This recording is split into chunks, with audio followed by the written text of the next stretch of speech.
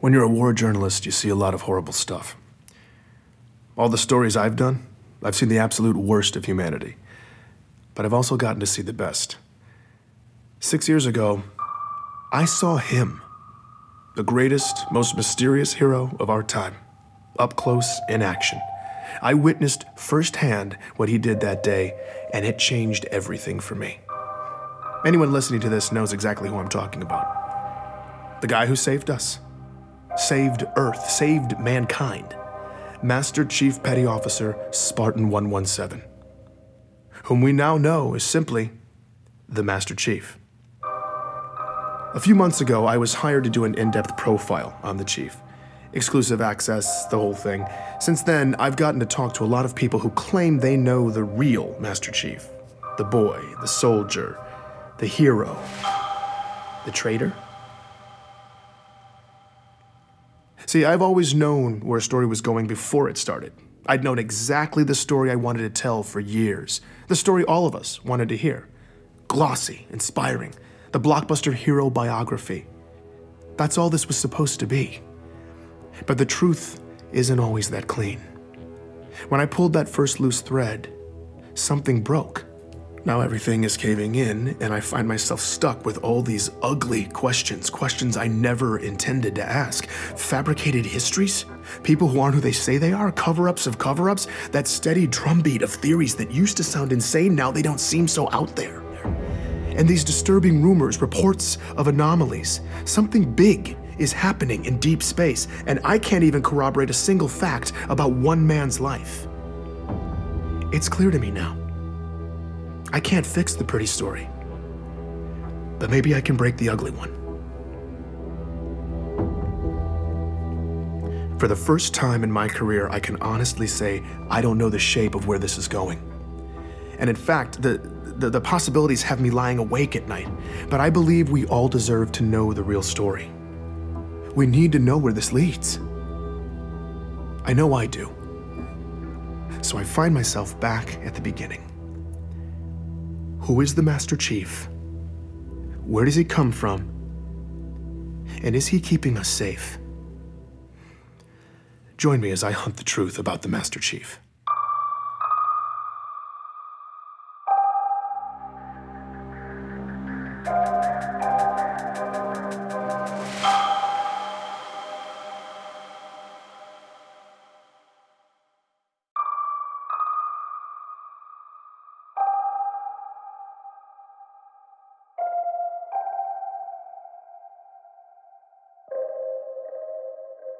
There's a story you tell yourself when the world blows up in your face. There's no way you could have seen it coming. No one could have, so there was no way to stop it. This is what lets you sleep at night. But go back in your mind to before it all happened. Replay it in your head, except this time, maybe you'll see it. Something small, out of place. Maybe it's just a single thread, but it's the truth. Nobody saw it coming when they arrived. An alien race known as the Covenant. Before 2552, there was no way anything like that could ever happen on Earth. On one of those distant planets in the outer colonies? Maybe. But an attack on Earth? Couldn't happen. Until it did. It's called glassing. Covenant warships rain plasma down on a planet until everything and everyone on the surface melts. Usually it's complete world destruction. Earth only got a taste. The prolonged orbital bombardment destroyed East Africa, killing millions before it ended. None of us were safe anymore. But something else happened that day too. Or someone. You've heard the eyewitness accounts. Every skeptic has seen the footage. I was there, and yet still to this day, it's unbelievable. A massive man in green armor appeared seemingly out of nowhere in New Mombasa, performed superhuman feats to single-handedly repel a global invasion and then disappeared? This was the Master Chief. The Unified Earth Government's military body, the UNSC, eventually released a statement. Who he is, where he came from, and that he's continuing to keep us safe. And that was that. But who is the Master Chief? Where did he come from? Is he continuing to keep us safe? I'm Benjamin Giraud, and this is Hunt the Truth. For all us cosmopolitan Earth types who don't venture into the far reaches of space, there's a planet way out in the outer colonies called Eridanus II. If you're thinking of visiting, don't bother. It was catastrophically glassed in a Covenant attack in 2530. But 19 years before it got wiped out, our hero, Master Chief Petty Officer John 117, then known as John, was born in a metropolis called Elysium City. That's where I started. Do I remember him? Oh, yeah, you don't forget a kid like that. That's Dion Govender. He chatted with me from his home in the outer colonies. Dion's retired now, but years ago he taught John at Elysium City Primary Education Facility number 119. Apparently schools in the outer colonies don't have the catchiest names. John was something else. He was sharp and quick, always evaluating the situation. Other kids just gravitated to him, you know? Dion seemed most excited to talk about John's athletic ability. The kids used to play King of the Hill after school. You know, the old game where you wrestle and push each other to try to be the last man standing. I would walk by sometimes, see him playing after school, you know, and without fail, I swear, it was always John standing alone at the top of that hill. Right. Every single day. Yeah. Matter of fact, I think the other kids ended up fighting for who got to be king halfway up the hill, because nobody was messing with John. I definitely remember John. You're going way... That's Ellie Bloom, another lifelong resident of the outer colonies. When she was young, she and John lived on the same street, just a few houses down. Well, he was a little younger than me, but let me tell you, that boy did not look like a kindergartner. He was a big kid. My friend Katrina and I used to meet him in this vacant lot in the neighborhood. The three of us would build these obstacle courses out of random junk and then race. You know, just kid stuff. As Ellie talked about her early years in Elysium, it wasn't long before she was getting nostalgic. On warm nights, sometimes our parents would let us go out to the green space and lie in the grass. And we'd just lie there, stare up at the stars. It was a nice place to grow up. Finding Ellie was a huge win for me. When a planet's been glassed, tracking down former residents can be damn near impossible. Any records kept locally, paper, hardened data storage, even human memories, after a full-scale glassing, they're just gone. Thankfully, though, the Office of Naval Intelligence, or ONI, had furnished me with a list of interviewees. That's how I'd gotten Dion. But I wanted to go the extra mile with this story, so I'd hit up some of my old connections in the outer colonies looking for more sources. Ellie was my only hit so far. Did you keep in touch with John? No, I wasn't allowed to use Waypoint much when I was little. But I did keep in touch with Katrina. We still talk, actually. You know, she probably remembers John. I'm gonna tell her I talked to you. Wait, what was this for again? It's a military thing? Oh, no, John is the Master Chief. What? John became the Master Chief. Like the Master Chief? Yep. Oh my God, no way, are you serious? I'm not kidding you, I'm telling you. My God, that's crazy. Ellie lost her mind for a few minutes. I guess it's not every day you find out that your childhood playmate saved the galaxy. Oh my God, now I'm definitely telling Katrina. I mean, she is gonna freak out. All right, so maybe Ellie wasn't gonna be much help. I needed more of the young warrior angle. Here's Dion again. The boxing story. No, what's that? Okay, so. Not yet. I taught the primary kids, you know, right? But I also ran this boxing league at the high school. Uh-huh. You know, second week, we're doing drills in the gym. John walks in. Huh. Now, mind you, John is in 6th grade at the time. I say, hey, John, what's up? He says, I want to sign up for boxing. And I say, John, you're 12. You know, what are you talking about? But John was adamant. But I look at him and he ain't leaving. Right. So I said, okay, what the hell? Figure let it be a formative lesson for the kid. I don't know what. So I put him in the ring with one of the smaller guys. John pummeled this boy. It was over in about 15 seconds, okay? So, well, all right. Well, I put him in with this bruiser. Now, a real good fighter. Yeah. Okay? Good fighter. 2 punches. John laid him out. 12 years old. I liked talking to Dion. He was warm and funny in that grandfatherly memory lane kind of way. I realized I'd gotten lost in it all when the narrative took a dark turn. But then, one week, John just didn't show up. It was 25-24. John was 13. That's when the nightmare of the insurrection that had been plaguing the outer colonies finally landed on John's community. Under pressure from UNSC troops, the rebels were on their last leg, desperately seizing territory in the region and launching paranoid inquisitions to find spies.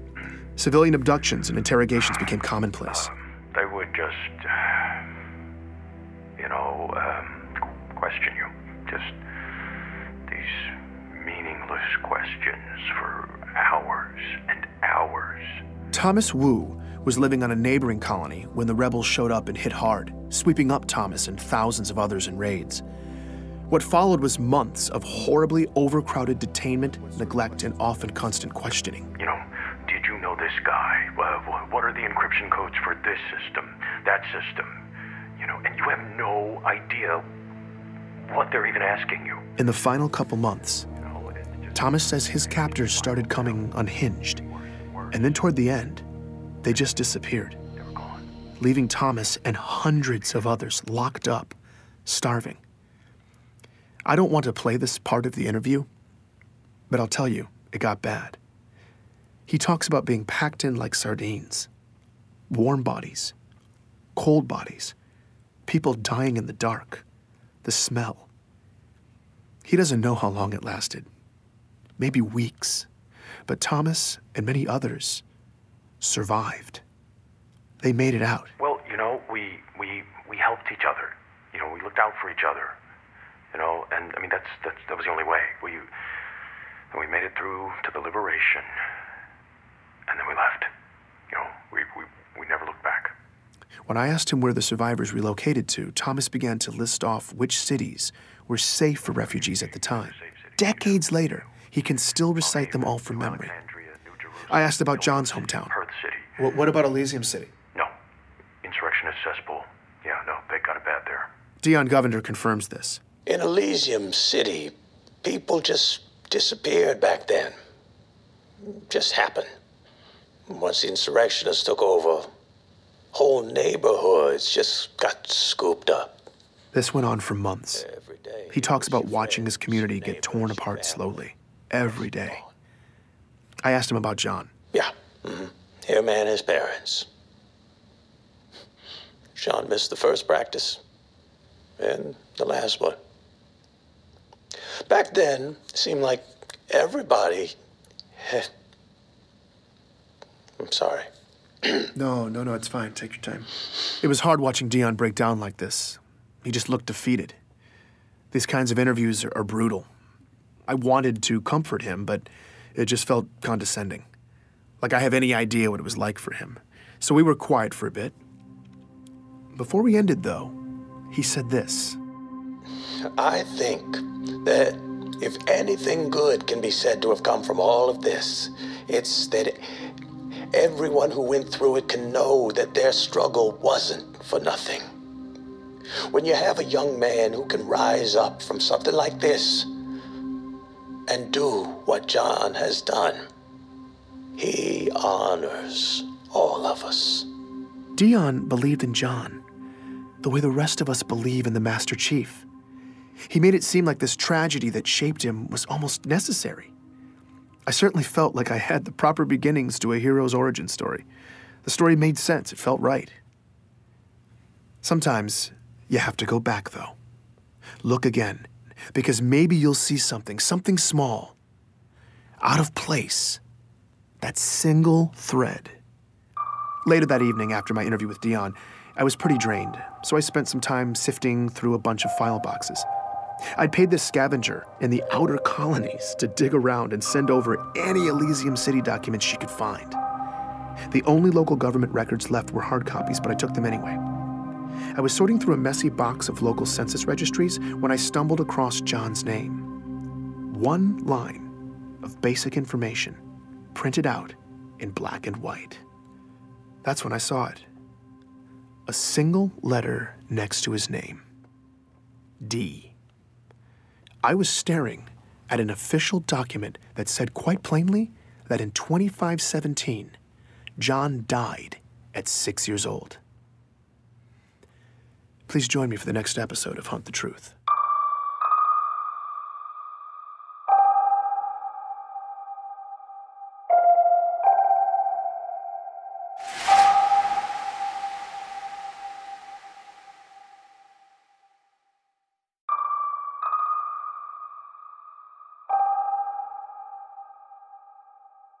I couldn't believe it. According to the document I was looking at, John, the boy who would go on to become the Master Chief, died 41 years ago. My protagonist, the greatest hero of our time, was dead at 6. It was a major discrepancy, and I needed to find a way to fix it. I'm Benjamin Giraud, and this is Hunt the Truth.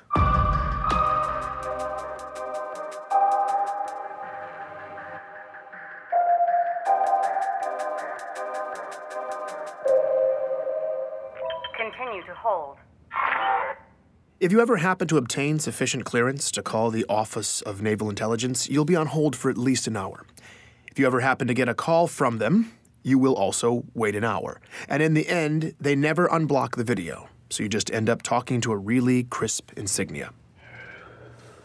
I am waiting to talk with Michael Sullivan, hoping he can help me with my little records problem. Continue to hold. And it's been 85 minutes.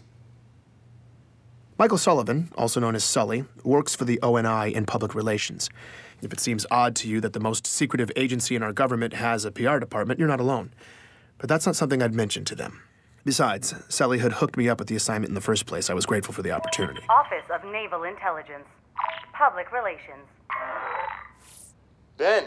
Hi, Sully. Hey, yeah, thanks for taking my call. Absolutely. How are the sources? Up until this point, I'd had no problems with the story. All my facts had been lining up nicely, but now I had an obscure document from the far reaches of the galaxy that listed John as deceased. This contradicted everything. I needed Sully to make it make sense, and thankfully, he did just that. Welcome to the outer colonies. Nothing makes sense out there. No, I know. It's just, I just want to make sure that I button up all the details. And that's what you're doing. Look, Ben, it's the far reaches of space out there, and the planet you're talking about was glassed to hell. You know just as well as anybody that if there are any local records, they're a mess. Okay, so I felt a little stupid. Sully was right. It's a real problem in the outer colonies. Planets destroyed by glassing have bad records. Every researcher knows this, and every researcher knows that questioning that fact is standard fodder for conspiracy theorists. It's a cover-up. That's government secrecy 101. That's a message I received last week from a man named Meshach Maradi. He's one of many truthers out there who've come out of the woodwork since I started doing this story. Apparently, he heard I was investigating the Master Chief. Meshach seems less ridiculous than most of the characters who've been filling up my inbox, but he's definitely been the most persistent. He's left me a message every day for the past 2 months. I never respond, but I did find the timing of his last message pretty funny. Let me guess. The government is telling you that the records don't make sense because the planet was glassed, right? That's what they tell you. Technically, Meshach was right. That was what the government was telling me. But unfortunately for Meshach's theory, it was true. Glassed planets have bad records. John's childhood friend, Ellie Bloom, has dealt with this reality her whole life. I recalled what she'd said in her interview. I mean, it can be hard enough out here trying to do business between planets that haven't been glassed. There's so much upheaval. Keeping track of personal records, financial documents, medical records, it's a total crapshoot. In retrospect, I'd probably been asking for this kind of hiccup. Getting cute with the research, opening up a rat's nest of old paper records, and for what? All I dug up from slogging on my own was a few hazy kindergarten stories from Ellie and a nonsensical death record. But things were looking up. Sully had arranged a face-to-face interview with ONI Vice Admiral Gabriela Dvorak. That not only got me off-world, but it was on board the newest Autumn-class heavy cruiser, the UNSC Under the Breach. Got a private shuttle up, full luxury. They had me riding in style. When I came aboard, Dvorak even greeted me personally. Now, civilians aren't normally allowed on board an active-duty ship, let alone given this sort of attention. Please, call me Gabriela. Okay. This was not the kind of hospitality I was used to. What brings you way out here? Work. She told me she was on a detachment and in the neighborhood. I guess I lucked out. The white glove treatment continued, too. Captain's mess, officers' quarters, the whole thing. By the time we finally got to her office for the interview, Dvorak could have said anything, and I'd have been thrilled. But she's the real deal, and she jumped right into it. It was that finally moment. After all the fighting was done, I was helping lead all the prisoners out of the containers. As a lieutenant in the UNSC, Gabriella not only took part in the ground operations that freed John and countless others from the rebel labor camps in Elysium City, but she remembered the 13-year-old as well. She described the liberation. When you saw them, what had been done to them, you realized who you'd been fighting to save. The aftermath of it, it was ugly. Everyone was streaming out into the daylight, squinting, limping, just gray and fragile and sickly. Their backs were hunched, all their eyes just staring at the ground. I mean, they looked dead. That's when she saw John. He was sticking out like a sore thumb. In the middle of all this just beaten humanity, there's this tall, young kid walking toward me, towering over the others, his shoulders back, his eyes forward, and when he passed me, he looked right at me. Looked in my eyes. Yeah, I mean, that doesn't sound like much, but that eye contact coming from someone in that moment who'd been in that circumstance was shocking. He looked malnourished and dehydrated like everybody else, but he was so young. And whatever had broken all these people, it hadn't broken him. In the aftermath, Dvorak remained stationed in Elysium City, working in the refugee camps. From the first day, John stepped up to help Gabriella with her duties. She came to know him well over the next several months. There was a point when he told me about his parents, that they'd been abducted along with him. He didn't say much, but they didn't make it. Her understanding was that it had gotten ugly in there. They died a couple days apart, a few weeks before the liberation, and John was there when it happened. On the rare occasion when John opened up about this, Dvorak says it was memorable. He would get this look on his face when he talked about it. It's hard to describe. I'd see it on him other times, too. He seemed to feel the weight of all that had happened, but still, he was calm. Not angry, not desperate, just resolute. He was a remarkable young man. Like so many people at the time in Elysium City and throughout this region of the galaxy, John had lost his home, his family, everything. People packed up whatever they had left, got out of town, and most never looked back. But Dion Govender, John's boxing coach, said many of them found a way to get some measure of closure. Yeah, definitely. We all got separated and spread out across the planet and the colonies, but some of us were able to cobble together a list of names. I don't know, kind of a memorial that grew longer as we got more information. Yeah, I remember seeing John's parents' names on the list early on, but not John. After he missed that last practice, never saw him again, but I remember thinking, that's okay. You know, as long as I never see his name on this list, that's okay. And I never did. His will to survive left an impression on then-Lieutenant Gabriella Dvorak as well. I think John just didn't want to be a victim anymore. I remember him telling me he was going to enlist. He said he was going to make a difference. I've never been more sure of another person than I was of him when he said that. Out of the chaos of war, from the rubble, a young John was able to forge a purpose for himself. A purpose that would drive him to become the hero the galaxy would one day need him to be. This is the kind of turn in a story that gives me patriotic goosebumps. I was feeling genuinely moved on my trip back home. When I got there, though, Ellie Bloom was going to ruin all that for me. Hey, I just wanted to follow up with you about your story. I'm really confused. Okay, what's... Remember how I said I was going to tell my friend Katrina about it? Katrina was that other girl in John's neighborhood, the third wheel in Ellie's childhood stories of playing with John. Ellie had moved off planet in 2517, but Katrina had stayed. She said that John was dead. He died when he was 6. Wait, what? What? John was perfectly healthy, but then he just started wasting away. At first they thought maybe it was some autoimmune thing, and then they thought it was something else, and then something else, and then meanwhile he's getting all these tests, but the doctors couldn't figure it out at all, and his parents were panicking. It sounded horrible. Then John died. Just like that. I had no idea what to make of this. Ellie seemed convinced, though, so I got her to put me in touch with her friend Katrina. Katrina wouldn't let me record the interview, but this woman was adamant. I wanted to discount what she was saying, but she seemed to remember it so vividly, providing extensive detail, I couldn't ignore it. As far as this person was concerned, John was dead. Before I could even begin to wrap my head around that claim, though, here was the kicker from Katrina.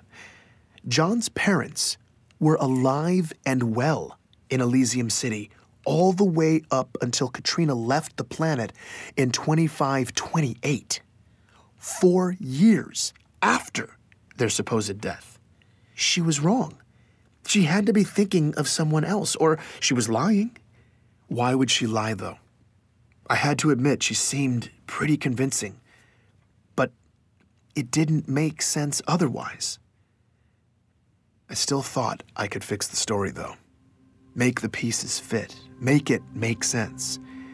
But what I didn't realize was that this crack was only the beginning, and the whole ugly mess was about to split open. Please join me for the next episode of Hunt the Truth.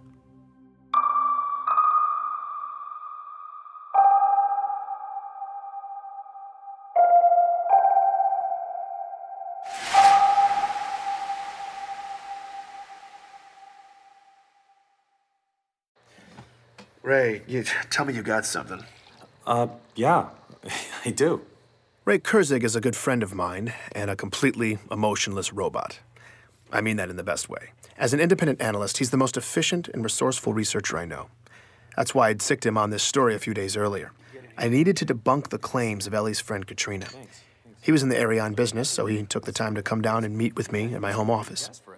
So Katrina told me that John died at 6 years old. Right. And his parents, who supposedly died in a rebel prison, were still alive years later. Right. No, this woman's ruining my story, Ray.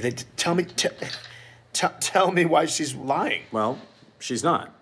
Ray had found copious financial records indicating that John's parents were not just alive past 25-24, but working and paying their bills. They died in 25-24. Come on, man. Well, sorry. Their employers and a preponderance of local merchants disagree with you. I mean, the central repositories were really thin, but you dig through enough mirrored archives, it all pops up. The records are there. Ray swiped through document after document corroborating this. He even showed me medical insurance claims for a pediatric autoimmune specialist in 2517. Exactly when Katrina said John got sick. I was laughing, but I didn't find any of it funny. I'm Benjamin Giroux, and this is Hunt the Truth. Continue to hold. Jeez.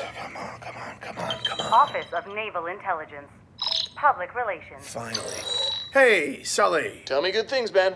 It was disconcerting to be talking to the ONI insignia again, but I started positive. The story was going really well. But that little data problem. The death record? It was back.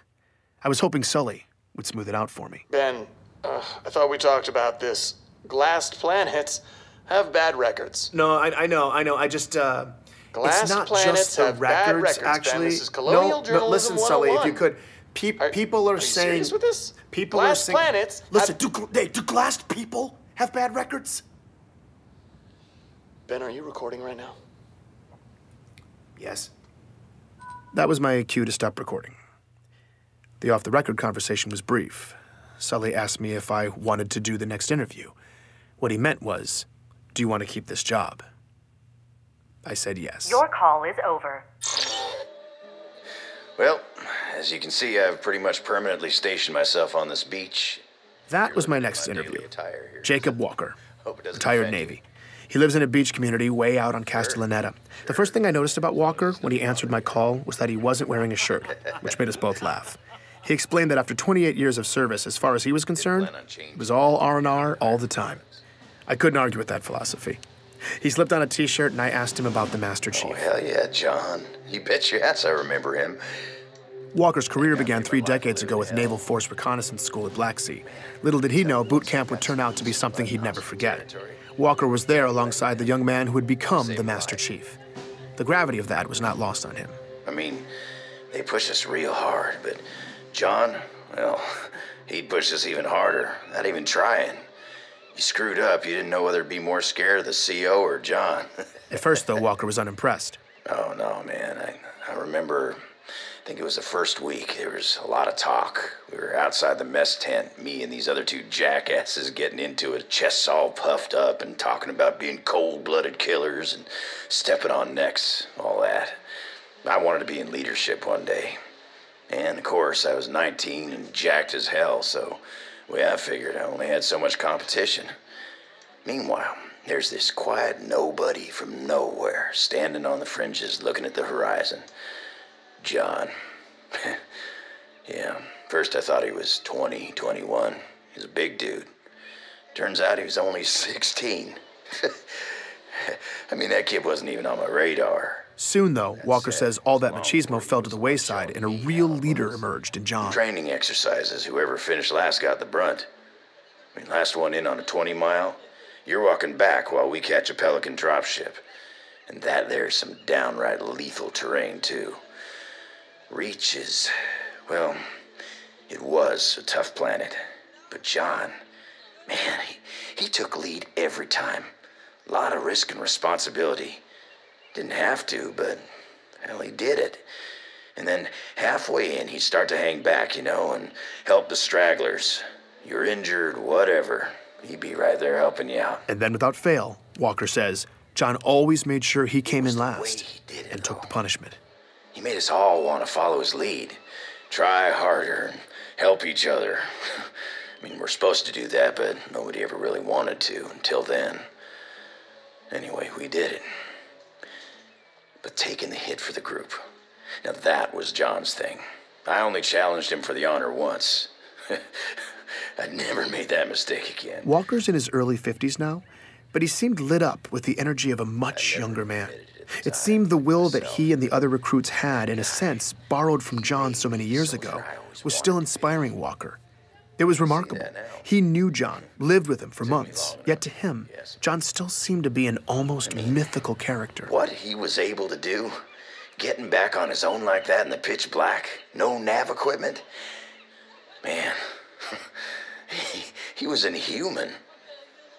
That kid was a monster, all right? They all were. Anthony Petrosky, a retired orbital drop shock trooper I found through Mishak Maradi. Yes, that Mishak Maradi, the truther who's been messaging me for months. And yes, I was pretty desperate for leads. We'll leave it at that. But Petrosky was definitely not on Sully's list of approved sources, so I went off-grid and contacted him through Chatternet. Here he is, talking about his only encounter with John. The kid was a freak. Can you be more specific? Yeah, I'd be happy to. Me and a bunch of guys were sparring in the gym one day, and there was this young kid there. I mean, I guess you could call him a kid. He was pretty jacked, but his face looked 12, maybe 13. 12 or 13? After enlisting, John didn't even finish boot camp until at least 17. Petrosky had to be wrong about his age, but I let it go. Anyway, I guess he was acting tough when one of the guys asked his name. He told him, but he kind of gave him attitude, right? So people start mouthing off. Next thing I know, CPO orders the kid and 4 of the guys into the ring because they were supposed to Hold on, Anthony. Wait, you're telling me that the CPO ordered 4 soldiers to fight a high school kid? No, a 12 or 13-year-old, like I said. Yeah, fine. Either way, the CPO ordered 4 ODSTs to fight a kid. You got it all wrong, okay? Because those 4 ODSTs were like lambs to the slaughter. What, John outfought them? No. It was way worse. As he tells it, the ODSTs did as they were ordered. They surrounded John, and one of them swung. What happened next, Petrosky says, defied explanation. Because the sound this kid's fist made, it sounded awful. Because they weren't like punches, they were like rapid fire explosions. Okay, I was across the gym, but I heard it. It was sick. Like meaty cracks in a drum roll. It was just like... One of the ODSTs sustained a single body blow that instantly stopped his heart, killing him. Another trooper only took 1 shot from John as well. A punch that caved in the man's face. 2 fatalities, 1 ODST with a cracked pelvis, and 1 with a shattered spine. That guy never walked again. No one had to break up the fight. It was over in less than 5 seconds. Wait, he killed them? What he did was impossible. What do you mean impossible? Like how? Like not human, all right? Like he was genetically augmented. So you're telling me that someone had augmented John? Someone had genetically augmented a child? Okay. No? Right. You think I'm lying? I believe right. That's what you No, sure. honestly think Right. you saw, but... Look, here's the thing, Ben. I don't care if you believe me or not. This makes no difference in my world. I was there and you were somewhere else. So you're going to go write your little military cheerleader article, and I'm going to sit here and drink beer. So good luck. Petrosky left me with a bad taste in my mouth. Now, it's no shocker that Spartans go through a few augmentations and upgrades, but those are fully developed adults. Could a 17-year-old, probably still growing, even survive that kind of procedure? It seemed horribly risky, and what if what Petrosky was saying was true? And John was only 13. Well, that was one hell of an accusation to make, the ethical implications of which were nauseating. I was still thinking about it the next day when Ellie Bloom's name popped up on my call list.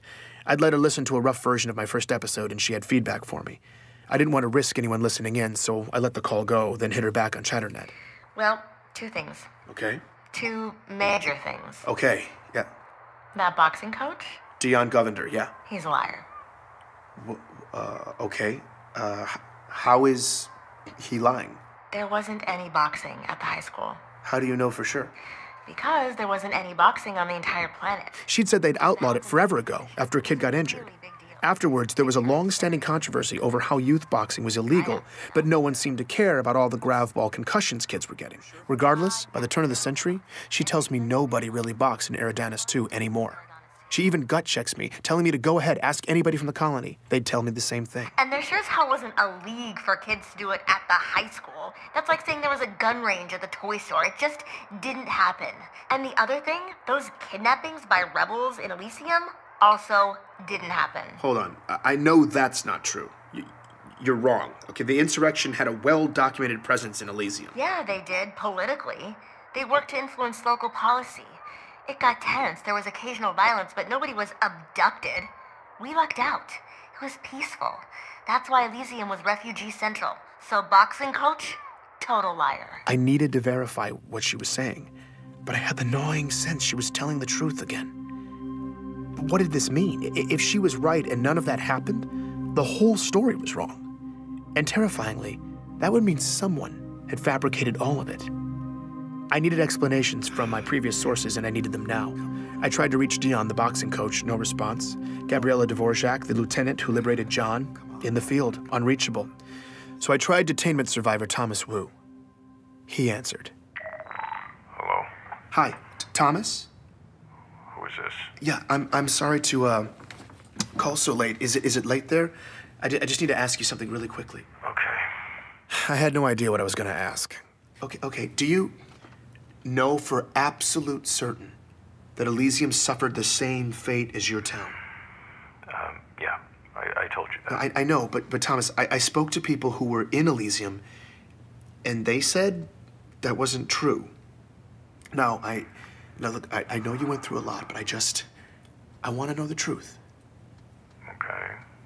Do you know for absolute certain that Elysium City was under the violent control of insurrectionists? Look, what I told you before, that is the best I can remember. No, I'm sorry. I'm sorry, but I don't believe that. You remembered it all perfectly. You rattled off the name of every single safe haven city in that region, and you only hesitated once. I was completely making this part up. I was going for broke. You only hesitated where you would have said Elysium City, right? I mean, look, I don't know for sure. But Elysium wasn't captured by the insurrectionists, was it? Hey, what are you, defending them? I'm definitely not defending... You know, after what they did, you're gonna defend them? They left us locked up for weeks. They let all those people just die. And they did that all over the outer colonies. I mean, what does it matter if it was Elysium or somewhere else after everything that they did? Thomas, look, I'm sorry. I'm sorry that I have to bring it up. I just want peace of mind for my family. That's all I want. It's just... Wait, I don't understand. How does lying about insurrectionists in Elysium buy you peace of mind for your family? At that moment, Thomas suddenly seemed to become entirely lucid, and his tone changed completely. I shouldn't be talking to you. No, wait, Thomas, hold on. I can't. Leave us alone. I suddenly became lucid myself, with a single awful realization. That entire conversation had just taken place over Waypoint. Anyone could have been listening. Please join me for the next episode of Hunt the Truth.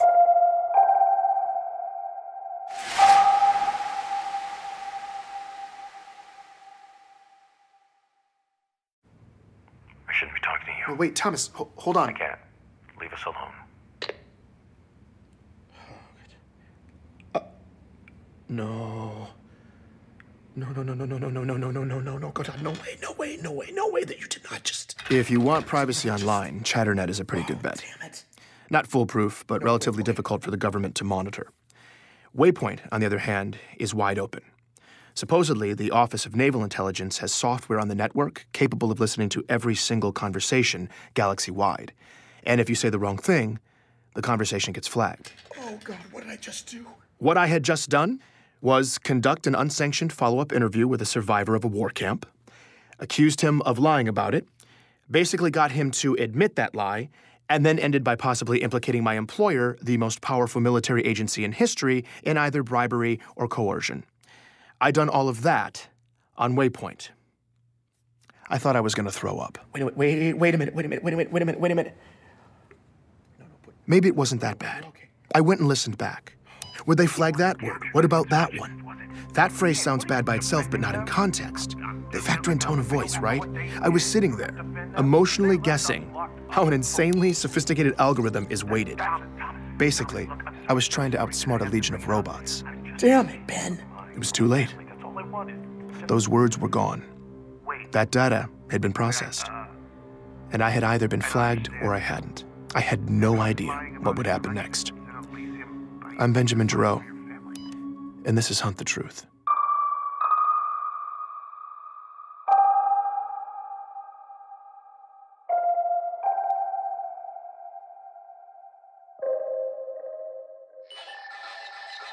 Benjamin! I'd never been so happy to hear from Meshach Maradi. I made him triple-check the security of our call. Relax. We are under the tinfoil hat of secrecy. Seriously, though, we are fully secured. Meshach could probably tell I was desperate, when after months of his unsolicited theories, I actually solicited one. What's going on out there right now? I'm glad you asked. Strong patterns. A lot of chatter in the military bars, soldiers drunk and unhappy. Local graffiti corroborates these complaints. The helmet overfloweth. This is how Meshach talks. For a while, I thought maybe there was an actual group of people somewhere who use these terms. But there's not. It's just Meshach. My prognosis ripples in the ranks. Army, Orb D-Shock troopers, Marines, across the board. Men at arms, up in arms. When soldiers get frustrated, they get sloppy with their communication. The more frustration, the more unsecured chatter. Right now, there was a lot of both. And there's a sizable leak of booyah-worthy transmissions distilling the slush. Ah, the slush. That immense soup of data siphoned off of unsecure networks, the preferred source for nut jobs everywhere. The data's all legit. There's just such an ungodly huge amount of it that it's practically useless. To Meshach's credit, though, he somehow managed to draw somewhat sound conclusions from it on occasion. It was kind of amazing. I asked why there was so much discontent across the military. MC-11 Scepter. That's Meshach for the chief. He's off being creative. He could be off the grid. Fleetcom's trying to smokescreen like they're on top of his position, but they're not. So the trombones are playing the brown note on that one, and the grunts are a-grumbling. The military is one pissed-off polygon right now. Apparently, some are even questioning Master Chief's motivations and allegiances. The word traitor has been used. Seriously? If he's disobeying orders, that's bad, but calling the chief a traitor? The guy who legitimately saved humanity multiple times, that's just... Either way, you have to consider the underlying question. MC is the precedent for free reign in the military. He's held responsible for protecting a galaxy. A job that big requires absolute mobility. But then, that's a whole lot of power to give one man. Hence the dichotomy, Benjamin. Power and responsibility. Mashak was getting philosophical and making a lot of sense. When it comes to threats against us, though, this issue of power and responsibility has always been shrouded in secrecy. As civilians, we don't know what's happening, who's out there, what they're doing. And according to Mashak, that ignorance could be about to blow up in our faces again. There's something else afoot, Benjamin. Out here in deep space, and I'd hoped these events would turn out to be random, but now it could be bad. Mashak was a lot of things, but never vague. I asked him what sort of bad he was talking about. Electromagnetic fluctuations, slip spacious disruption, epidemic data corruption, all of it. I mean, you know, what's happening? It's quiet, it's slight, but it's affecting everything. Ripples on a gigantic scale. I'm talking whole star systems. It's just, I don't want to say I'm frightened. You know what I mean? But to be honest... I'm sorry, Mashak, hold on a second. Just hold on. As Mashak's sketch of a horrifying reality started to emerge, the last thing I wanted to do was interrupt him, but I'd just been reminded of a more immediate, horrifying reality. From Sully, an event on my calendar, no message. Oh no. My stomach dropped. My flight to ONI's Boston headquarters left in 3 hours. They were calling me in. This had never happened to me before. I said goodbye to Mashak. It now seemed painfully clear that my Waypoint conversation with Thomas Wu had been flagged. By the time I landed on Earth, I was one giant ulcer. I'd spent every sleepless hour of the flight running over everything in my head. The conflicting stories I'd heard, the gut-twisting possibilities of what would happen in Boston. I looked and felt like death. All I was looking forward to at this point was Petra Janasek. I'd hit her up right before I left, asked if she'd meet me near the ONI campus. Thankfully, she said yes. Petra and I are in the same line of work. We make the government look good. The last time I saw her was 6 years ago in New Mombasa, the day it happened. We were both there. We both saw the chief do what he did. But afterwards, while I retreated to a quiet little hamlet across the galaxy, Petra stuck around and made a name for herself. I was hoping she could throw me a lifeline, so I threw some cold water on my face, pulled myself together, and met up with her at a local pub. You know, for a guy just returning from a 6-year spirit walk in deep space, I'm impressed. You actually showed up on time. Same old Petra. She already knew I'd gotten the Master Chief assignment, and she was not happy. Apparently, she was still waiting for her face-to-face exclusive with the chief. I refrained from laughing out loud at that little fantasy, but she continued with the ball-busting anyway. So why are you here? No, wait, let me guess. Let me guess the title of your story. Heroism Untold. It's something like that. Yeah, I'm sure it's hard-hitting. What's a Sully-commissioned expose look like nowadays, anyway? And only one sheet of pre-approved sources? Yeah. You know, whatever. Okay, you can do a fluff piece over Waypoint from your Rebel Rock. So, again, why are you here? If you haven't noticed yet, Petra cuts to the chase. Sully called me in. Sully? He what? He called you here? Yeah, that's what I wanted to talk to you about. I told her about confronting Thomas Wu, how I'd contradicted a statement of his that was probably supposed to be Sully's main deliverable for the interview. Not only did Petra not see the problem with that, though, she seemed to think it was cute. Whoa, old Ben G. Rogue. You're coming off the bench feisty. No, The guy's not gonna rat on you. It'll just make him look as bad. I did the whole interview on Waypoint. That got her attention. I think it got flagged. You think it... I got the summons from Sully a few hours later. Petra's face and voice hadn't changed, but her eyes were suddenly on fire. Ben... I messed up, Petra. You messed up? How? The story, it was falling apart, and these inconsistencies between the sources were... Inconsistencies? With Oni's sources? No, with mine. You found sources in the outer colonies? Yeah, I made friends in the past few years. I doubt Sully realized I'd have that resource in my arsenal. He definitely didn't. Ben, listen to me. You used to be a government lapdog, at your peak. Then you deep spaced yourself into obscurity. You have no juice now, and that's why they picked you. Sully gives you this bone, you're supposed to be extra eternally grateful. Just wag your little tail and play fetch. So why the hell are you peeing on the rug instead? Have you forgotten the way everything No, works? I don't know. This is bad, Petra. Ben, it's... And it's not ancient history either. There are rumblings in the outer colonies right now. Maybe something really bad. I was talking last week to this guy I know. Ishak Maradi, I know. How do you know that? I've continued being an actual journalist for the past 6 years, but who cares, Ben? I hear what you're saying. We can blow this thing open, Petra. Okay. All right, cowboy. No, seriously. This is big. I can't even begin to reconcile the things I'm hearing with the story I'm supposed to tell. Multiple sources that Chief died at 6, complete fabrications, genetically augmenting kids. I know. They are crazy charging that much for a shore trip. Suddenly, Petra was ranting about the beach, loudly, and digging her fingertip hard into my forearm. I just sat there, totally confused, as she rambled nonsense, intermittently glancing down at her compad. What was happening? In there and negotiate a better rate. Because seriously, Then I understood. when I think about all the money you could have saved, it really ain't. And I froze. I don't even understand why they would charge you that much. They were And I listening. brought my entire family. I'd figured there were cameras on us. There were always everywhere here. But there was full audio surveillance now, too? Is that even possible? She glanced down at her compad one last time. Don't put up with it. Ben. Are there ears on us? There were for the last 45 seconds, but there's always eyes everywhere, so don't look so dramatic. Talk about whatever you want, but look like you're talking about the weather. And if I start actually talking about the weather, you play along, okay? Apparently, the system didn't bother listening in until you gave it certain visual cues.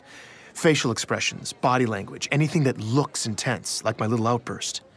The video flags it, and your conversation gets temporarily isolated. Petra's vacay babbling had just saved my ass. Listen, I believe you that the truth about the story is terrible. But what you're talking about doing, that's door number 2 stuff. You're door number 1 guy. But I have... Oh, come on, what are you gonna do? Ben, get the real scoop? You're too sloppy. You can't do this. You're out of touch. You haven't been... Maybe not by myself, but with your help, with other people's help. Honestly, I love the idea of cutting the strings and tearing it all down, but I'm sorry. It's not gonna be today. And to be brutal, it's never gonna be you. That was brutal. It stung. I got pissed. And then I immediately knew she was right. Ben, take the money. Do your job. God, oh God, oh God, I'm supposed to walk over there right now. Just tell Sully you were drunk. You were trying to get a rise out of the guy. Something. Just play stupid. Besides, you don't know you got flagged. This meeting could just be a coincidence. They called me in. This is so weird. You'll be fine. The worst thing they'll... Well, I've never called... Hey, Ben, the worst thing they'll do is kill the story and cut you from rotation. That's probably it. I mean, I can't imagine they would... No, you'll be fine. Just be a good dog. Knock them dead. I'll get the bill. Thanks, Petra. But Ben, if I were you, I'd upload whatever you got on this story before you go in. Just send backups to someone you trust, you know, just in case. That was the closest thing to concern I'd ever heard from Petra. I immediately took her advice and was queuing up all my files to transfer to Ray as I crossed Torrenia Avenue toward ONI. The campus was integrated right into the city. A courtyard of dark buildings, mature oak trees, grass, walkways. It just looked like a campus.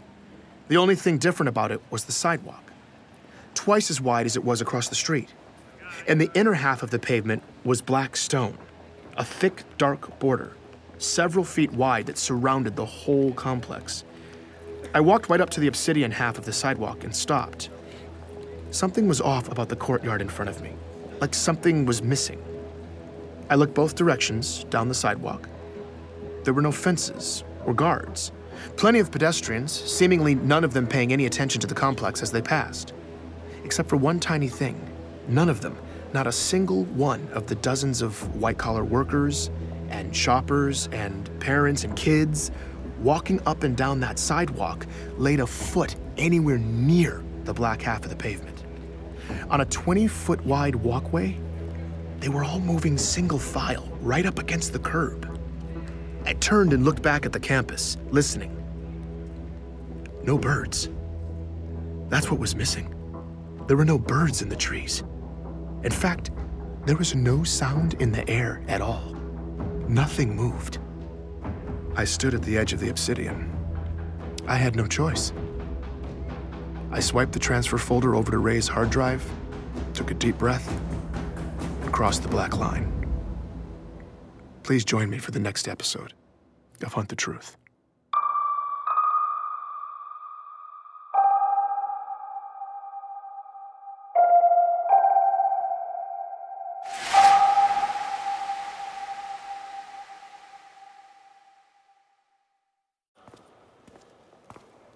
Hi, I'm here to see Michael Sullivan. Do you have an appointment?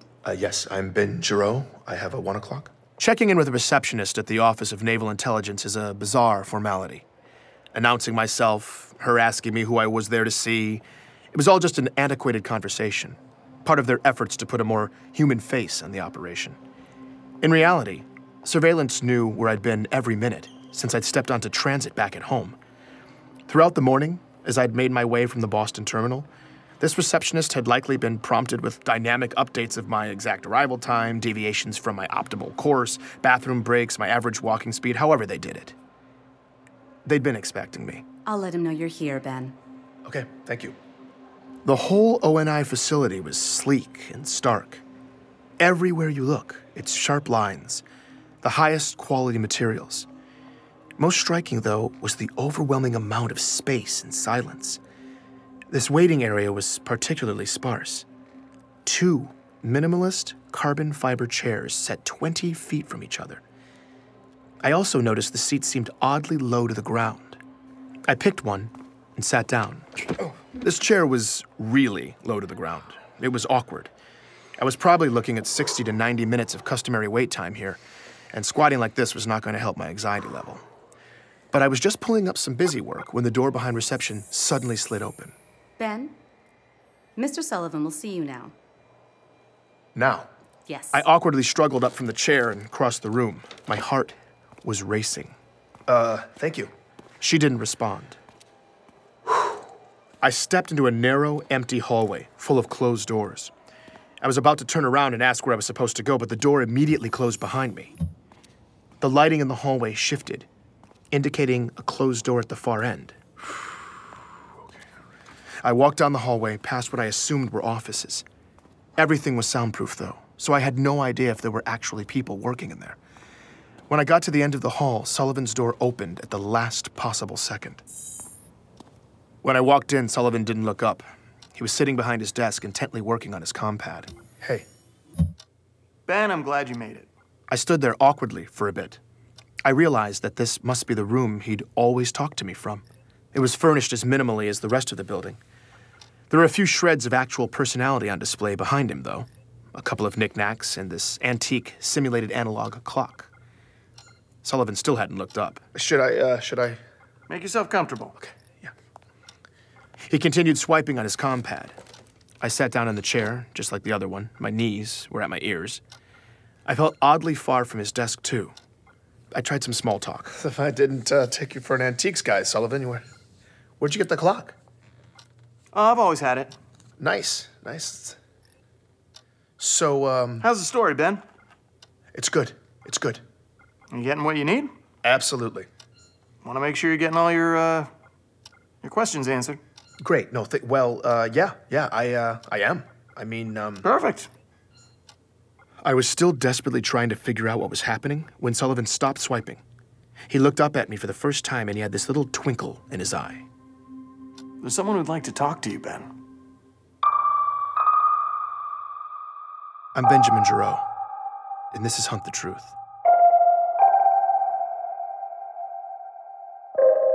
Sullivan was walking fast, and I was trying to keep up. The buildings were all connected underground, and the whole complex was far bigger than it had seemed outside. As he led me deeper into the maze, the feel gradually became less corporate and more military. And the more military it got, the more nervous I was getting. Didn't realize they let civilians in this far. It's a special day, Ben. Sullivan's department had seemed almost vacant, but now there were more and more people moving through the halls, mostly in uniform. They didn't speak or look up. They just stared down at their compads like Sullivan, swiping as they walked. The ice-cold efficiency of everything was striking. We're here. Sullivan led me into a large, dark conference room, and the door closed behind us. In the center of it, there was a massive, well-lit conference table with several chairs around it. Beyond the lights, the edges of the space and high ceilings faded into shadow. Have a seat. I did as I was told and sat in one of the chairs. It automatically sank beneath me. I squinted into the darkness. I made out that one of the walls was entirely black glass, probably for observation. Need any water? No, I'm all good. I'm all good, thank you. Who am I, Oh, do you need to do a mic check or anything? Mic check? Mic check? Are we... I want to make sure you get all of this. Get all of... What? Listen, I just... Relax, Ben. This is gonna be big. Sully, I just wanted to say that Ben, he's about to walk in. Focus. Sully, I just wanted to say that I had every intention... May I present to you Senior Chief Petty Officer Franklin Mendez. Hi, Ben. How are you? I stood up. The man who walked in was extraordinarily decorated. Gold stars, silver stars, bronze stars, purple hearts, the Legion of Honor. He looked gritty and hardened, probably by decades of battle. Good afternoon, sir. We gonna talk about the chief? Mendez is the man who trained the chief, Ben. I told you I'd take care of you. You're gonna have everything you need for this story. It was an interview. This was not at all what I was expecting. I don't know what I was expecting, but it wasn't a high-profile face-to-face. All my anxiety completely evaporated. Right, yes, of course. So you're the man to talk to when it comes to the Spartans, huh? That's correct. My conversation with Thomas hadn't been flagged. Petra was right. There was no way Sullivan wouldn't have at least said something. I couldn't believe it. My relief blossomed into full awe. I was about to get an insider's perspective from the man who personally trained the Master Chief. Yeah, Chief's got a bad habit of jumping out of the dropship instead of waiting for it to land. Let his armor absorb the fall. But that's his prerogative at this point, I guess. And it gets him a hell of a drop on the enemy. No civilian had ever heard this kind of detail about the Master Chief. Mendez told me that it wasn't long after boot camp that John's unique combination of abilities and drive established a fledgling reputation for the young man. Oh, that kid blew me away. His acumen, his mental quickness, his physical abilities, tactical judgment. I could tell even from a young age that John was a burgeoning complete package. There was no question in my mind that he was ready for the augmentations. And he couldn't wait. Once John had the procedures done, Mendez said everyone was blown away by the results. Medical engineers said his systems integrated flawlessly with the tech. His recovery time was impressively brief. But what was most incredible was how quickly his brain was able to acclimate to the upgrades. It can be like starting from scratch again after those procedures. You're remapping your whole neurology. But while the other guys were still trying to learn to walk, John was running and jumping and kicking ass. I've never seen anything like it. This was the birth of the Master Chief. He advanced rapidly, proving himself time and again in the field, constantly re-raising the bar for what a Spartan could be asked to do. Throughout his career, Mendez had gotten to analyze everything these elite soldiers have done in the field. He regaled me with accounts of the Spartan single-handedly taking out dozens of the Covenant. He spoke to the insuperable speed, strength, and accuracy that continued developing over the years. He spoke to Chief's unwavering dedication, his insurmountable will. But according to Mendez, it was something else that would ultimately inform this military legend. I've never seen a man, augmented or not, be able to make such extraordinarily high-stakes decisions so quickly. Chief will find himself facing a complex scenario in a dense field of variables and almost instantly weigh the costs and benefits, immediately generating a creative solution. He faces dilemmas, ethical, tactical, tough situations that would buckle most human beings if they had a year to mull it over. But he makes the call, usually on the fly, and it's the right call. It's extraordinary. Not to mention, of course, that he then makes a superhuman jump onto an enemy craft in mid-flight, yanks the pilot out of the cockpit, commandeers the bird, and then rams it back down the enemy's throat. The man can execute, too. Mendez tells me that the Chief has come to expand and deepen the definition of what serving is. In many ways, Mendez seems to think it's that decision-making ability that sets the Chief apart. It's what makes him a leader. It's what's made him a hero. Wow. I'm glad you're doing this story, Ben. It's about time the Spartans finally get their due. People need to understand the level of sacrifice that the Chief and all the Spartans make to keep us safe. You talked a bit about Chief's personality, his dry wit, his loyalty. I'm sure you guys don't sit around talking about your feelings much, but in your opinion, do you think being held at that level of responsibility is hard for him? Protecting a whole galaxy, it seems like it would be an unimaginable heavy burden. Well, lucky for you, you don't have to imagine it. No, it is a heavy burden. But Chief has broad shoulders. He's able to make those decisions and get it done. And he takes that task on willingly and with vigor. It's inspiring. Absolutely, absolutely. It's amazing. But do you think one man should have that much power? You see now, it's your phrasing there that could get you into trouble. It sounds like you're making a presumption that I could find adversarial, which in turn would make your tone condescending and this conversation decidedly unpleasant. Now that's not something you want, son. No, Would you like to rephrase the question? Of course, I'm sorry. At that moment, the light suddenly changed in the room, and Sullivan started swiping through his compad. Room's turning over. I apologize for the inconvenience, gentlemen, but we are about to get a change of venue. I'm sorry, what I should have said was, if we're leaving these kinds of decisions... Sorry, Ben, hold on a sec. It, looks like we've got access to Jasper 9 now, so we can just head down there if that's all right. Fine with me. Okay. Yeah, it's a short walk. Gentlemen, hold that thought. Looks like I've got somewhere else I need to be. No problem. I can wait. Shouldn't be long. Sullivan can reschedule us for around 1600. Perfect. I appreciate it. You should appreciate what my Spartans did instead. The only reason you're breathing the air you need to even ask these questions is because they sacrificed more than you'll ever know. Mendez split off down the hallway as a line of large men in suits silently filed past and disappeared into the conference room behind us. Sullivan was on the move again, buried in his compad. I followed after him. Sullivan! Yep. Yeah, where should I report? It's at 1600? It's not up yet? Let's see.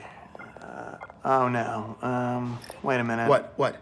Looks like we're getting a request for raw now. Yeah. For me? Yeah, you're shipping raw files off for edit by 0900 Thursday. No, hold on. I can't ship off the raw files. It's all back at home. You just received boarding docs for the 5:30. That leaves you 24 hours to upload when you get back. Wait, I've only done mock-ups for the first few episodes. That's editorial, Ben. Let them worry about it. But what about Mendez then?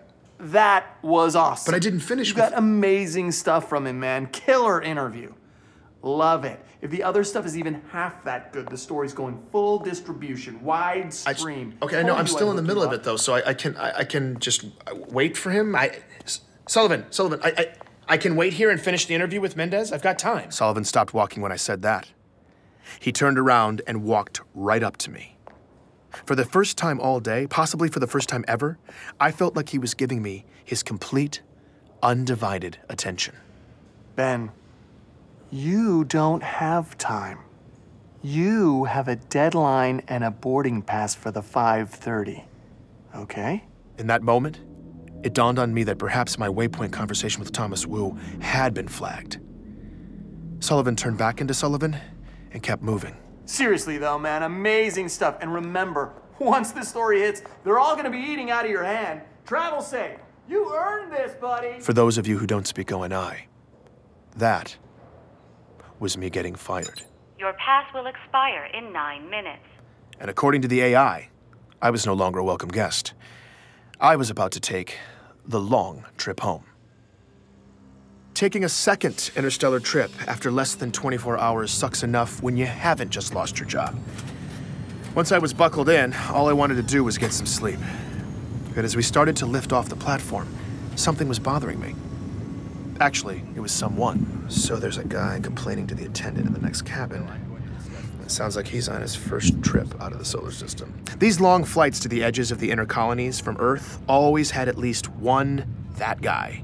Some entitled Earth VIP who feels the need to yell about the outrageous inconveniences of slip space travel. So I definitely recognize his voice.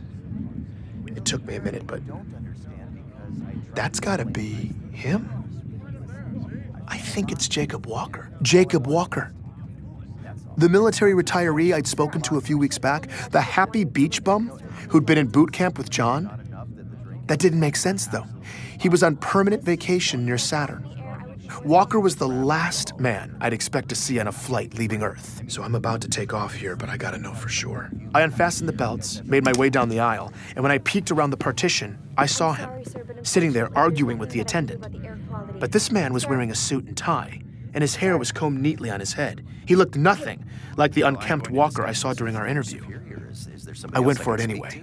I'm not trying to be difficult here, but you Jacob? can't have air quality this bad and expect that... There's nothing that I can do about the air quality. Jacob Walker? All the color drained out of the man's face. Sir, you need to sit down. Jacob Walker? If you're thinking I was mistaken and I just freaked out some random business traveler, listen to his reaction when I tell him who I am. Ben Giro. We talked a few weeks ago? Oh, yeah, of course. The old boot camp stories. Yeah, I remember you. That was the Walker I remembered. Are you here on business or something? Walker bumbled awkwardly in the conversation. It looked like he desperately wanted to get away, but he was stuck there. No, what are you doing here on Earth? Oh, I'm just, taking a little trip. Sir, we are airborne. Please take your seat. I thought you were retired. Yeah, I am. That's right, but... Oh, hey, Ben, I thought you were permanently stationed on a beach. Yeah, Sir, last warning. You need to sit down immediately. Okay, hold on a second, all right? No, you're done. No, just take it. Don't touch. What are you doing? Oh. That's when the flight crew sedated me. I blacked out, and my conversation with Walker was over. I woke up in the terminal, back at home, with a pounding headache. By the time I got back to my place, I had a nasty surprise in my inbox, too. It was an order from the Inner Territories Transportation Administration. Notice of violation. Benjamin Giro. This is to inform you that attached is an ITTA order assessing civil penalties for the in-flight incident? What? Oh, God, they're fining me 50,000 credits? At least O&I was paying me well for the story. I checked the time. I still had 23 hours to deliver the raw files to Sullivan. That left me ample opportunity to tuck tail and follow orders. I may have been fired, but I wanted the next job, so I needed to just put all of this ugliness behind me. This story was going to be someone else's problem now. I was queuing everything up to send off to Sullivan when I noticed my comm pad was still recording. It had been recording the whole time. The file was massive. I scanned back to the beginning. Most of it was me sleeping, but then I heard something I hadn't remembered happening. It was right after the flight crew had put me down.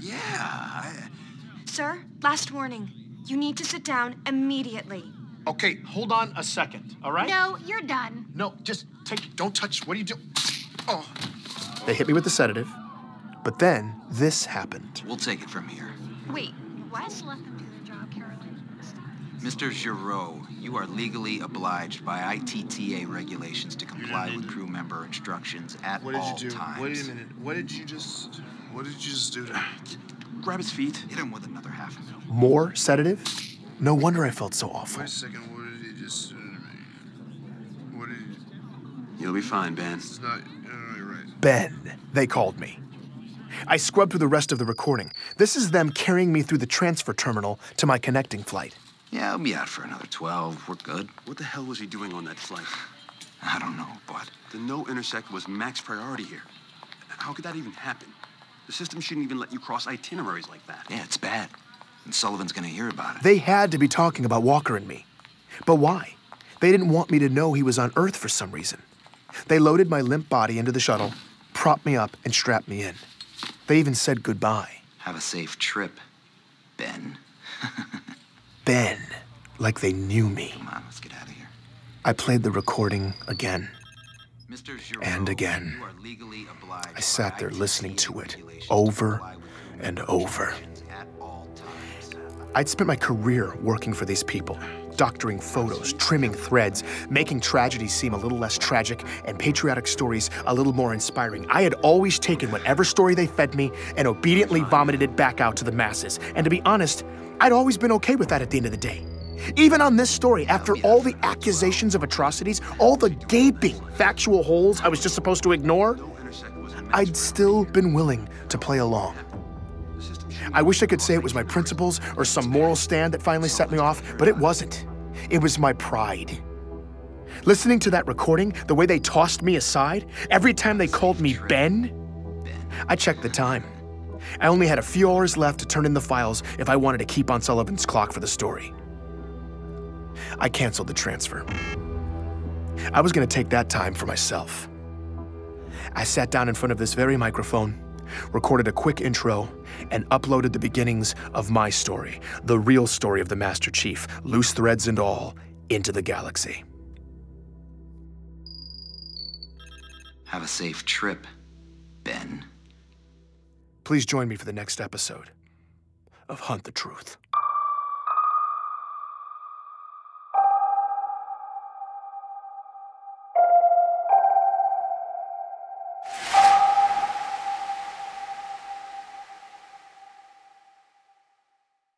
It doesn't matter who's lying or who you think is lying. The Master Chief saved the world, and you managed to what? Stir up a couple nuts and get some idiots to call you up? Get real, Gero. Where do you get off? You are a crusader, my friend. We saw it only in the government. We're not talking about some details were off or they were misinterpreted. Master Chief single-handedly takes your You're either the craziest man I've ever heard of in my life, or They've been inundating my inbox with messages like these around the clock for the past 4 days. Voices from all corners of inhabited space, a staggering sample size of factual testimonials, and a deluge of theories in every shape and color imaginable. Earlier this week, I released the beginning of my story, the hunt for truth about the Master Chief, posing a large, messy question to anyone who might listen. And now, even though I wasn't sure how to process all of it, answers were flooding in. I suddenly had direct access to a hive mind that spanned the galaxy, and it was buzzing loud. Great work on the show. It's a sick pantomime. This has to stop.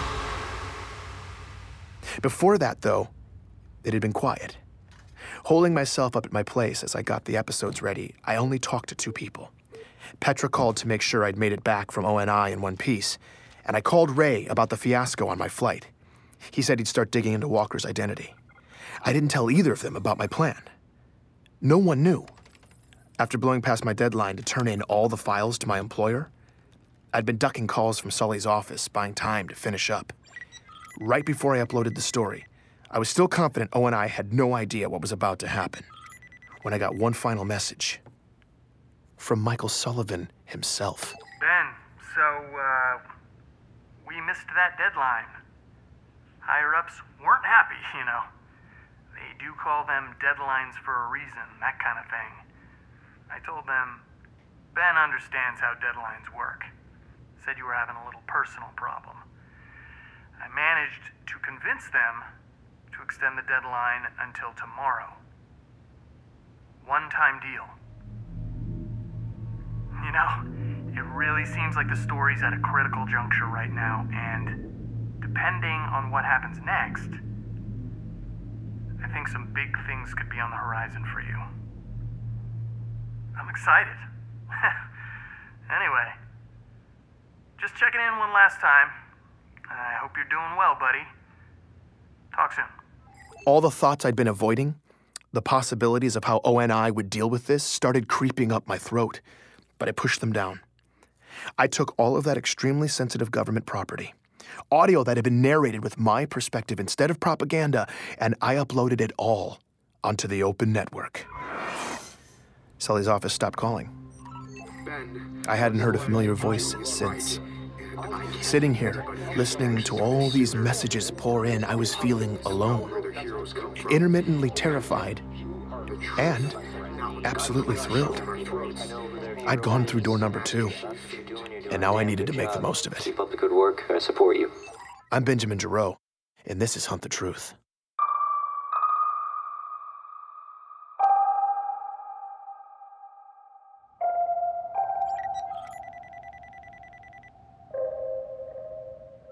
You call the chief a traitor? You're the traitor, you mouthy pig.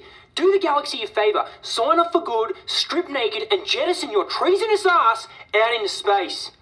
Journalists. Oh, I bloody hate journalists. It was fascinating, and often bewildering, to listen to everyone's theories on the truth. But I've been way more excited to use all this feedback to figure out the facts, this rat's nest I'd been left with. Message after message confirmed what Ellie had said. Every outer colonist who'd heard this story seemed to agree. There were no insurrectionist abductions in John's city. There was no boxing on John's planet. And yes, glassed planets have bad records. Taken together, all these messages were starting to give me a clearer picture.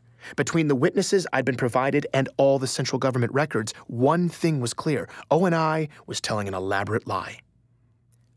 But why? To cover up what? Listeners had clearly drawn the outlines of this fiction, but the most resonant takeaway from all those messages was something else. A strong indictment of one person. The only person who placed John alive in Elysium from the ages of 6 to 13. Dion, the boxing coach? He's a liar! Liar. I didn't even know what boxing was until I moved off-world. Ellie had been right again. There was absolutely no boxing on Eridanos 2. And if Dion's whole story was fake, and you took it with Gabriella's story, what was the ONI lie? No one has disputed the first 6 years of the Chief's life yet. So the question I'm left with is, what really happened to this young man between the ages of 6 and his first day of boot camp at 16? It was something that ONI wanted to conceal. And I had no idea where to start. John was something else. I was struck by something, though. If Dion's entire story had been discredited, that would make him not only a liar, but a terrifyingly good one. I went back and listened to the recordings. I'd been so convinced by his emotion at the time, he had moved me. Even more strangely, now that I knew he wasn't making a single true statement as I listened to him talk, I still found myself believing that he believed what he was saying. It was chilling. Who the hell was this man? And then I heard from others who claimed they knew him. Is that old man that owned Gubby's and knew Jay? I used to get drunk all the time in front of that place. That guy's crazy. Dude, Gubby's!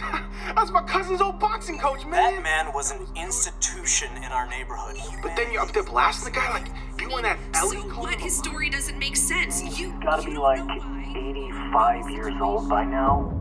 Feel good about yourself, jackass. Was Dion telling some version of the truth? Had ONI actually gotten a vulnerable man to tell all these lies? And not just tell them, but believe them. Convince him that a fake story about his own life was real? No matter what, though, Dion had been completely discredited, and my understanding of the Master Chief's origin story was now in shambles.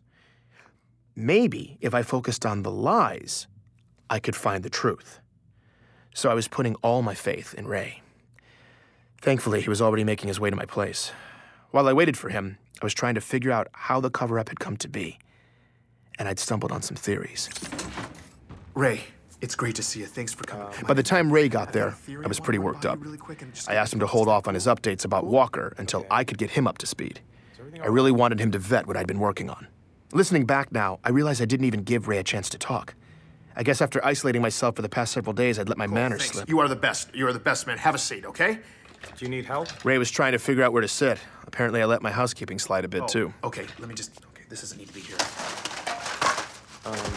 Now, simple question. What do I know about the Chief's origin story? Ben. It's this. Only 2 sources put him alive in Elysium between the ages of 6 and his enlistment at 16. They are Dion and Gabriella Dvorak. Dion's been completely discredited. And Gabriella's story requires a rebel labor camp in Elysium City that never existed. So the most convincing thing we've heard about John's childhood is that he died at 6. That's when I hit Ray with my theories about who John could be, why the stories didn't line up. I'd even reverse engineered my own version of an ONI cover-up, and I hit every last detail. And you control the journalist. So even if there was a loose thread, no one you'd ever hire would have the slightest idea how to find it in the outer colonies.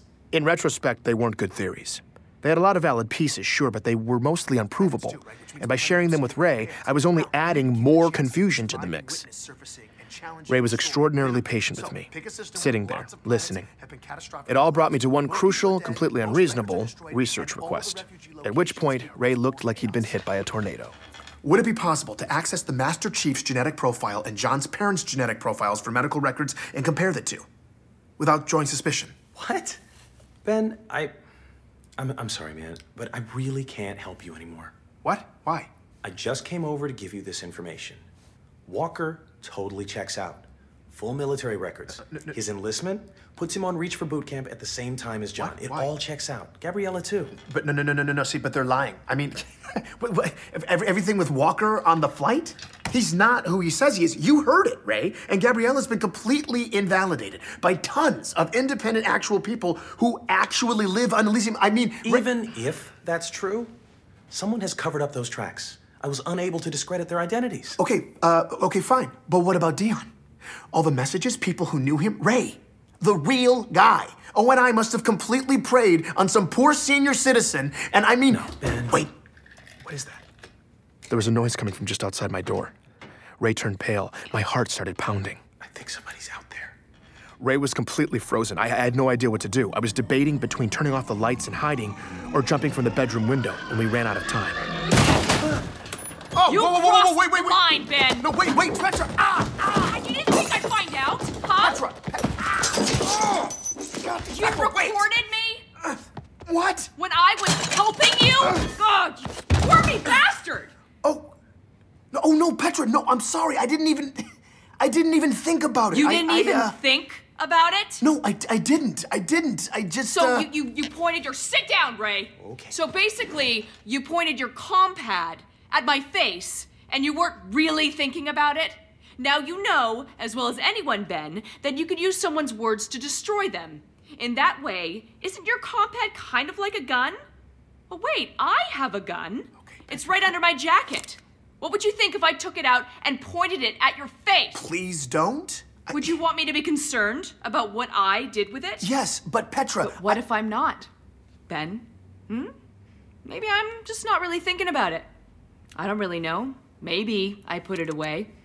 Or maybe I'll upload an incriminating recording to the galaxy! I'm sorry, okay? I'm sorry. And let me guess, you're recording right now too, aren't you? Yes, but... You little Whoa. Seriously, Ben? Yes, what do you want me to do? Not record us? Erase what you have? Okay, but I need it for the story. I should actually kill him. Oh, come on, Petra, don't be dramatic. Here's the deal, Ben. I'm gonna leave your house now, and I'm gonna go home. My gun will stay holstered, but I always have it. If I ever see your face again, I will immediately shoot part of it off. Got it? Petra, I'm sorry, okay? I never should have done that. It was stupid. And you're right, I didn't have the right to record you without asking. I never should have kept either of you in the dark like that. I know. No, Ben, you don't know. You have no idea. You don't see how much of a massive liability you are to every other human being around you. God, I told you this already. You're sloppy. Look, I realize I'm a little out of my depth here with a lot of the technical stuff, but Ray takes care of that part. No, I don't. And Mashak told me how to secure my lines. I've got it covered. Ben, Mashak is probably listening to us on your compad right now. No, he's not. Mashak, are you there? Hi, guys. See? Unbelievable. Mashak, how long have you been listening? Oh, I just hacked in a few weeks ago, so I could probably secure the line for you. You do it so wrong, and I just kind of left it open. Well, that's comforting. Well, at least we're all here now. We're all here? What do you think this is, Ben? Is it summer camp or something? No, but we're... Ben, this is real life. And you're poking the hive. I'm leaving. Yeah, me too. No, wait a minute. You guys, wait. What else have you been doing that I don't know about, Mashak? Oh, just little stuff mostly. Rerouted some rogue monitoring bots, scrambled some drone surveillance, just little stuff.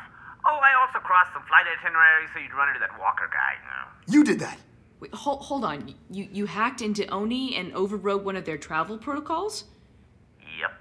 Oh, Mashak, you're a beast! Seriously? But you're a nudge guy. That's active intervention. Why'd you do it? Well, I was contacted last week by someone about this whole thing, but before I told you about it, I wanted to set up you and Walker so you could see Oni panic, so you'd have a choice. A choice? Well, I have some professional standards, man. I can't just refer anybody. I have a reputation to maintain. Who contacted you? This contra I've been hearing about for a while, but never spoken to. Pharaoh? Pharaoh? Who's Pharaoh? Okay, well, that's definitely my cue to get as far away from you guys as possible. Good luck with your whatever this is. Oh, Petra, come on. Who's Pharaoh? No, you don't understand. This was already a mess, and now you have no idea. Right now, at this moment, everyone in this room has a chance to walk away and cut ties. Even you, Ben. Just stop. But what if Pharaoh can help expose what they did to Dion? We don't know yet, okay? It's just... Ben, I'm leaving. I can't be here. But look, I never finished telling you. I looked into Dion, too. And? Who's Dion? The first guy I interviewed. Sully sent me to him, and everything he said was wrong. But, like I said, Ray, I found out from multiple sources that he was a real guy. So it's... Yeah, he was. What? Ben, Dion died 7 years ago. What do you mean? I don't know who you were talking to in that interview, but the boxing coach he was pretending to be is dead. That was a smoking gun. Dion had been a person to me, right in front of me, a real person. This wasn't possible. I was stunned. I hardly noticed when Ray bowed out and left. Do what you want with the recording, man. Thanks, Ray. They constructed him. Who was I talking to? I don't know. Well, what should I do? Find the proof.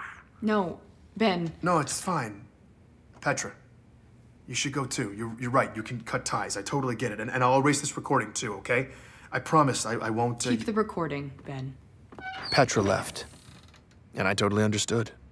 This wasn't her problem. Or Ray's either. It never should have been. So, what's happening now? I need to speak to Pharaoh. How do I get in touch with him? Actually, don't worry. She's about to get in touch with you. Please join me for the next episode of Hunt the Truth.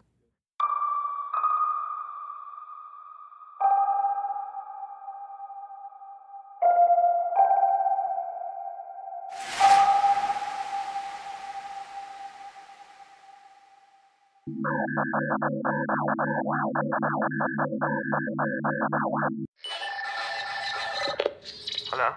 Come on, Meshach. If you think this is Meshach, think again. This was Meshach. 71 What makes him think that these are funny?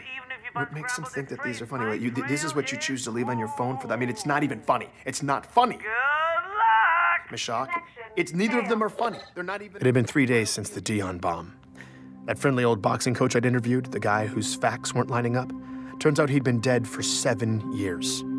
Who had I spoken to? I had no idea. Whatever we'd thought this cover-up was, it now seemed like something far more sinister. Ray and Petra did the smart thing. They cut ties and left. Meshach was the only one who hadn't bailed. Oh God, you know what? It's not funny, Meshach. Instead, he'd give me a potential breakthrough. Apparently, I was about to be contacted by Pharaoh, a mysterious insurgent with intimate knowledge of ONI's tactics and buried history. That was the good news. The bad news? I'd heard nothing since. Pharaoh was a no-show. Meshach was AWOL, and I'd spent the past 72 hours listening to these 2 ridiculous pre-recorded messages over and over. You know what? Who do you think you're outsmarting? I'm the only human in existence who wants to find you. Good luck! My team had been reduced to this man. In a weird way, I'd been comforted by the idea of Meshach's constant surveillance. I liked knowing that at least somebody was out there, even if just to corroborate my existence. Meshach, are you there right now? Are you listening? And now, he was gone. I was beginning to worry something had happened to him. Meshach, are you listening? Just tell me if you are. Wait, is that you? Meshach?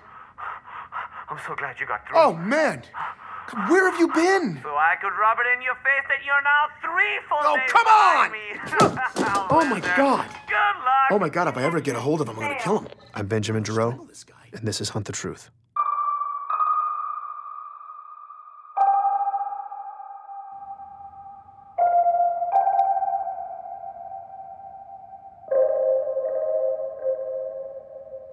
Hey, Ben. It's Ray. Listen. Is there any chance we could grab a drink? Okay, I was really glad to hear from Ray. With Meshach MIA, my imagination had been running wild. If anything had happened to either of them or Petra, that was on me. So getting this call was a huge relief.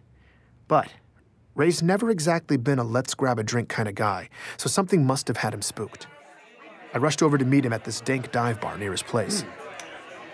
So, I'm here with Ray, and a lot of loud, drunk people. Think of all of them as providing cover, allowing us to talk in secret. Exactly. And Ray is aware I'm recording this. Yes. I'm trying not to think about it, honestly, but it's fine. So, why'd you hit me up? Well, my scavenger finally got back to me. He had been waiting on some additional military records on Walker. I did not see that coming. I figured Ray would want to stay as far away from the topic of government cover-ups as possible. But if he was talking, I was all ears. And? All the ONI military records still check out. And ONI handles all military records, so... Well, almost all. Ray explained that every enlisting soldier has to sign an affidavit that their service was voluntary. That way, later on, if some grieving family member tries to claim it was involuntary, ONI is covered. But the office created to handle all those records is a rubber stamp joke. Of the roughly 200,000 involuntary service claims they've received over the years, they have ruled the exact same way: family loses, ONI wins. Every single time. The process is so automatic, Ray says, that when his guy pulled the records, it was the first request the system had received from a human being in 50 years. Well, and Ray was here's giddy, where it gets interesting. so I knew he was about to deliver the punchline. 180 days after a soldier's service period ends, the system is supposed to refile the record from active duty to retired. No. Yes. Walker's records weren't retired. And they weren't active either. What? Jacob Walker is the only soldier in the entire military database that is neither active nor retired. They missed that? How could they miss that? Nobody checks? Nope. Nobody but me. Ray had caught ONI in a major admin snafu. And I guess he was on a roll because what he said next blew my mind. Mild-mannered analyst Ray Kurzig had used my recording of Walker's voice as a template to scan the slush for voice-matching audio. Then I just took Walker's voice That and cross-checked was it. straight-up pirate stuff. You what? Ray. You're an animal right now. Who are you? Oh, you are gonna love what I found, Ben. Get ready to take back the road, Ganymede. This is your chance to be one of the first on the planet to have your very own hog. More than 3 tons of... Here is our boy, Jacob, 19 years ago, hawking utility vehicles for some random dealership. One of the must-own and best driving... It's a commercial? On the market. Yeah. The new 56 hogs He's an are shipping actor. now. Visit or call a qualified dealer. It's Beauty and the Beast. I couldn't believe it. I was listening to one of the military sources ONI provided me doing a commercial for a hog dealer on Ganymede, when Records had him stationed on the other side of human space. ONI had completely faked Walker, and Ray had caught the stupid bastards red-handed. That's incredible. Sitting there, having that drink, all the frustrations and anxiety that had been blaring in my face for weeks started to fade. We ordered another round. Ray was actually being funny. I don't even think we were talking about the story anymore, and for a little bit, I felt normal. Oh, man. It didn't last, though. Implications were percolating in the back of my mind, and it wasn't long before it all came roaring back. If Walker's boot camp stories weren't real, then the fog around the Chief's origins extended beyond his fabricated age 16 enlistment. How far did it go? Where did the truth even begin? All I knew at this point was who I had to speak to the moment I walked out of that bar. It was the only person that Walker's tale had contradicted, and it was someone I'd totally blown off. I just hoped Anthony Petrovsky would take my call. Oh, so now you want to hear my story, Yeah. huh? Yeah, hey, look, I owe you an apology. When we spoke, I didn't know what to believe, and I really should have given you the benefit of the doubt, man. Okay, just don't get too weird, all right? It was awkward, but after a few minutes, Petrovsky eventually started warming up. And I've been listening to your story. Really? What do you think? Well, I mean, Oni's lying. Yeah. Nah, it's disgusting. Yep. You know, they just make up whatever the hell they want, like we're all stupid or something. You know, just like, oh, where's the problem? Deep space? Well, let's just throw a glass planet at it, toss in some insurrectionist bad guys, and the story's good to go. You know, it's ridiculous. It's so ridiculous. But all your outer colonies people, though, the listeners, man, they're tearing that crap down. You know, it's great. Oh, it's great. I know. I knew exactly what question I had to ask Petrovsky, but I didn't want to ask it. If I was being honest, I'd been avoiding it my entire career. The Spartan program had a dark, dark cloud around its origins. Civilians had no idea, but soldiers had always whispered about it in the ranks. Even the few scattered details I'd gleaned during my years reporting from the front had been enough to convince me that this was one stone I didn't want to overturn. I was embarrassed to admit I'd just avoided it, but I couldn't avoid it anymore. Anthony would tell me everything. I just had to get up the courage to ask, and when I did, here's what he said. Look, all I know is rumors, but everybody whispers about it. Oni kidnapping little kids, leaving behind decoys to cover their tracks. Just clones. Clones that were doomed to get sick and die. And all the families thought they were burying their kids. But really, though, their little kids were now government property, kept by Oni, training to be Spartans for years. And then, when they're barely like teenagers, they start biologically augmenting them, which is just a fancy way of saying they tore the kids to pieces and rebuilt them with tech. Whatever tweaks could give the government tactical advantage. Jesus, man. Survival rate on something like that. But the kids who did live through it, Oni eventually cut them loose. Just sent them out to clean up the ugly in the galaxy. All top secret. Spartans are super classified, so hush, hush, soldier. But then the Covenant showed up. Earth got a front row seat. And all of a sudden you got people throwing parades for them, kneeling at their feet, the pinnacle of humanity. But they're not human. Nobody really knows what the hell's under those Spartan masks. But sure as hell not a hero. It's not a person. Whatever they are, it ain't us. That was the story I'd never wanted to hear. I couldn't prove it. I couldn't report it as more than just rumors. But his story was the only explanation I'd heard since this mess began that actually made sense with the facts. And it gave ONI more than enough motive to bury the truth. Because the truth was a nightmare. The truth was treason, planned and carried out in the shadows with impunity. When you let those in power operate in the dark for long enough, sometimes the dark creeps in. Without checks and balances, it's in our nature to cut corners in the name of efficiency. Trim off pieces of our humanity, a chunk at a time, justifying every cut until eventually all you're left with is horror. By coming forward, Anthony had just broken a rigid code of silence. Don't you have like a... I asked him why. A code of conduct or something you have to follow? Whose code? Huh? Oni's?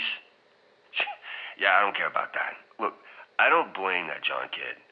Master Chief, whatever the hell they call it, just does what the masters program it to do. Now, Oni, that's the boogeyman. Some sadist CPO wants to test out his Spartan toy, so he oils it up with the blood of my brothers? No, man, no, I'm not keeping quiet for them. Aren't you afraid of retaliation? What are they gonna do? Tell me. Are they gonna make my life suck? Even more than it does? It's too late. I mean, I understand, Ben, you haven't seen where I live, what my house is like. But let me just tell you this, you might prefer the shelter. I eat canned proteins, man. I am one mischeck away from living on the streets all the damn time. I got a titanium arm. Huh? Vets benefits? On this planet, it's a joke. And this is how they repay me for running through the meat grinder for 15 years, for laying down your life every damn day for them. And you think I owe them some kind of responsibility to be quiet? No, I don't owe them a damn thing. Not after what I've been through. Good, thanks. I gotta go. I'm sure this sounds callous of me, but as Petrovsky described his hardships, I was drifting away. His story had left me dazed. I said I wasn't feeling well. I had to go. I hope it He helps. understood. It did, thanks. I needed to step back and look at the full picture of what ONI had done, but my mind just wouldn't do it. Instead, I was fixated on one odd piece. The doppelgangers made to replace the kidnapped kids. Out of the disgusting quilt Petrovsky had laid out, I was stuck imagining the tragic life of one of these clones. They were human. They were created in a lab, altered so their bodies grew painfully fast, their bones stretching by the hour, newborns inflated into 6-year-olds. Someone taught them to walk, to speak. Did their handlers touch them? Did anyone look in their eyes? Did they have names? When it was time, ONI plopped them into some other kid's life, leaving them alone in a dark, unfamiliar room in a bed that was probably still warm. In the morning, a family would walk in, strangers who wouldn't even know to explain any of this to them. No one would comfort them. They were completely lost. And then these small children would begin to die, breaking, withering away, surrounded by confused, heartbroken strangers who were powerless to help them, all the doctors making frantic attempts to stop the spreading rot from eating this little, terrified person alive. It was all just desperate wailing against the inevitable, and they would be forced to endure all of it because no one knew the truth, that these children had lived in chaos until they died in excruciating pain because someone had designed them to do just that. The nightmare the clones endured was not a byproduct of ONI's plan. The nightmare was the plan.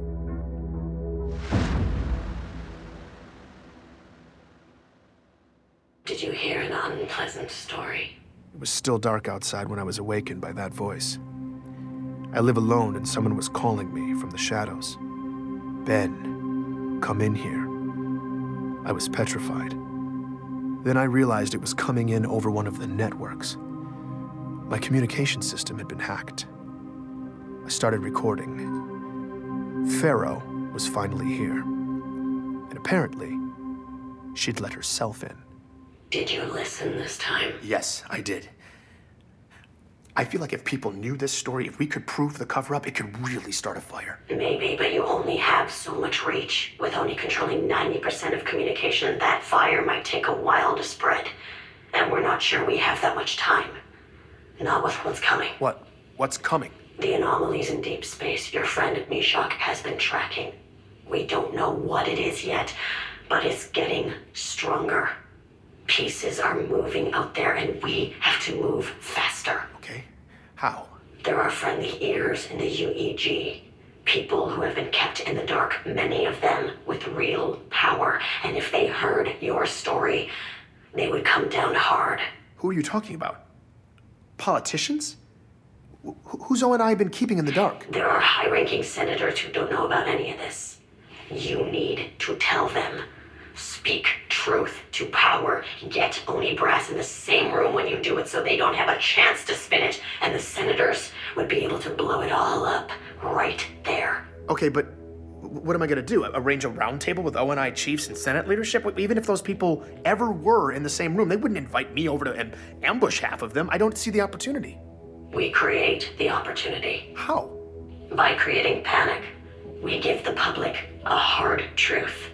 Ugly information that Oni can't contain. The cover-up, the Spartan program stuff. No, that's what will ignite the senators. The public needs a headline, imminent and explosive. Your story will make waves in the outer colonies, but on Earth and everywhere else, it's too complex and historical to cut through the noise. We don't have time for a slow burn. The public needs to hear a simple message. That we all might be about to die. And that's what we'll give them. Pharaoh was a force of nature, and something big was about to happen.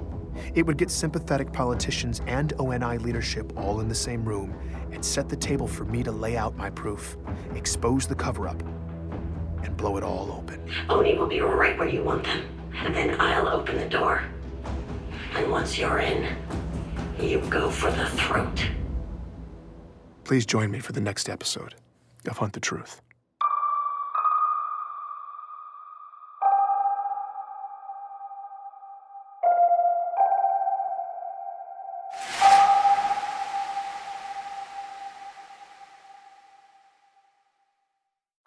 Ben, what the hell have you done? Do you have any idea how much insanity this is causing? I can't even... What are you doing? It's live feeds. I know what they are. Why are you putting them in my face? Pull the report! I just thought... Ben, hold on. I have to fire an idiot for cause. This was the first I'd heard from Petra in a while. Ben, get your ass out of bed and call me now! And judging by the messages she'd left me overnight, something major was happening. I hit her back right away. Well, Ben, congratulations. You now have us all fully engulfed in flames. Would you like to explain why? I had no clue what was happening. Anytime today, Ben. Petra picked up on that. You didn't do this. What do we even... I don't have time for this. Check your feed. Call me back. I did what she said. And the feed hit me with a tsunami of information unlike anything I'd ever seen. Every journalism outlet, every social hub, seemingly every person alive was buzzing about the same thing. The leak. The leak. It had hit the open network overnight, and it was all about the Master Chief. I didn't understand. As far as the public was concerned, reports of Spartan activity had almost always been categorically unknowable. And now he was front-page fodder? I skimmed the stories frantically, saw the same tags popping up over and over. Collusion with the enemy, civilian casualties, abducting a hero, assassinating an icon. Oh no, oh my God. The Master Chief did that? What the hell is going on? Those were just the facts reported by journalists. The opinions of the public were far scarier. Like missiles firing wildly in all directions from every corner of inhabited space. This leak about the Master Chief, whatever it said, had already begun deeply dividing people, sending ideologues on both sides scrambling to gain the moral high ground. I needed to see the source material. It didn't take long to find. Everyone had the same file, a suppressed incident report from an embassy in the outskirts that had already been viewed almost 500 million times. What it said was perfectly clear. 10 days ago, in the outer colonies, the chief had suddenly appeared in the middle of a densely populated city at a regional embassy, where inside, long-awaited peace talks between human and alien delegates were on the cusp of an historic agreement. The chief stormed in and instantly killed the bodyguard of Outer Colonies Ambassador Richard Sakibo, starting a firefight that would claim 19 human lives. He abducted the ambassador and blasted an escape path through security personnel, mowing them down with extreme prejudice as he escorted the alien delegation to safety. Once aboard his waiting evac ship, they fled the planet, leaving years of diplomatic work in ruins.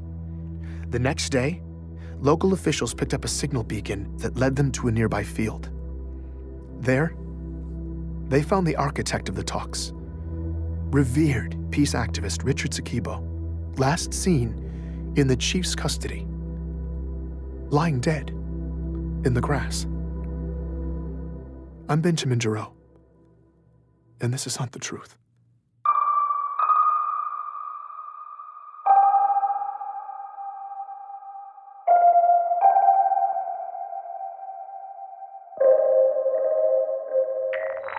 Petra, what is happening? I don't know, but I've been fact-checking for 7 hours and it looks bad. The Earth hacks are calling him the Fallen Spartan. Bastards. Wait, you think this might actually be true? I need it now.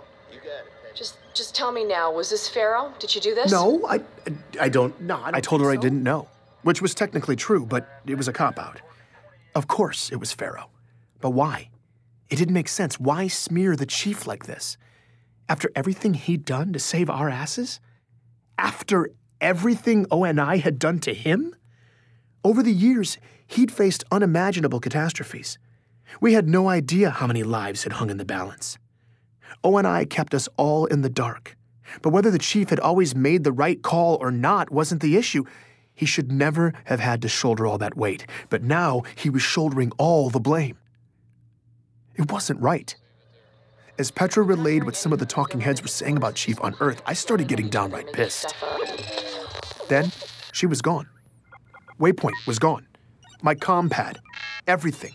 Your gone. quadrant is experiencing unusually high volume. On-site diagnostics are required. Would you like me to schedule an appointment? Yes.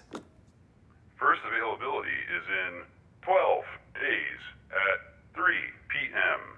Would you like me to schedule this appointment? God, this is a joke. I'm sorry, I did not get that. Would you like me to schedule this? Yes. Appointment scheduled. All services disabled.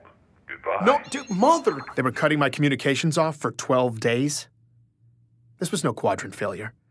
ONI was trying to shut me down. And of course, they were doing it quietly. Meshach's security hacks had been keeping me a step ahead of them for the most part, but I didn't have time for this. I had to find out if we were actually stirring things up. I needed to find Meshach, and to do that, I needed a safe place with secure working comms. So I packed some essentials and headed out, taking back routes, dodging surveillance. Moving my workspace to an undisclosed location was a precaution I'd been needing to take anyway. ONI's latest move had just got me to pull the trigger. When I got where I was going, my contact helped me set up shop. And once I was live, this was the message that was waiting for me. Bento Box! Loving what you did with the story, man! Really great pacing. But that last episode wasn't the same. It's just missing a certain, I don't know, me element? Ha! Anyway, I'm around, give me a call. After disappearing for 8 days, Meshach Maradi was just calling to say hi. He was the most frustrating human being I'd ever met. Benjamin! Meshach, I was certain you were dead. I mean, I could... You were wrong? Meshach, where in the hell have you been? Ben, listen, I'm sorry. Super sorry. But I had to go dark. I had to disappear. Okay, but... I asked him if it had something to do with the disturbances he'd been tracking in the outskirts. He said no. It was this other thing I was checking on for you. I don't know anything for sure yet, but I will soon. Fine, but listen, I realize you operate in a den of secrets, but you could have at least warned me before disappearing, I mean, right? No, not really. It's true. I operate in a very mysterious den of secrets. But this mission was on a level 3 stories below the subfloor of the secondary basement of my den of secrets. I shouldn't even be thinking about it. Just believe me, you not knowing was the only way. Thankfully, Meshach laid off the riddles for a bit, segueing into news from the outskirts. My last episode was having an effect. People were listening, taking it to heart, and they were pissed. The kidnappings, the military-grade augmentations, unless they were looking for somewhere to bury the truth, ONI seemingly had no regard for the outer colonies. This was an old ache for these people. Back when their survivalist spirit was bordering on independence, ONI had given the outer colonies their full attention. They pulled out all the stops to crush the oppressive insurrectionists.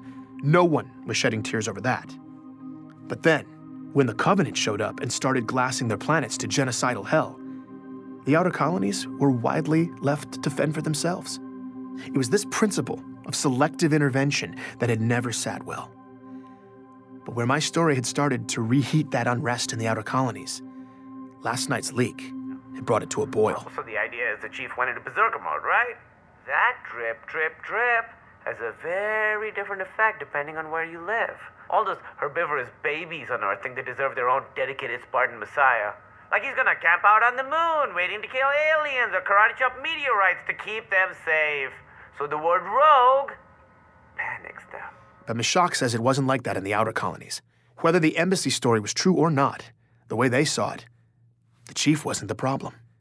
ONI was using him the same way the UEG had always used them. For utility, when useful, but always disposable. Sure, nobody really wants a 7-foot-tall murder machine with mad skills showing up in their neighborhood. But in the outer colonies, Oni is still the real monster. My fury at Meshach had subsided. I was glad he was back. If I was going to pull off confronting ONI and exposing everything to the senators, I needed as much ammo as possible. And luckily, he was on the same page. After hearing my interview with Petrovsky, he'd buried his face in the slush, curating decades of data and the research of his nutjob predecessors, compiling sort of a greatest hits of ONI's atrocities. He pushed me to a scattergraph of every case of exotic pediatric autoimmune disorders for the first few decades of the century. Any kid who had a disease like John's. After some variable tweaking, a galactic map of human space popped up, decorated with clusters of dots, one for each sick kid.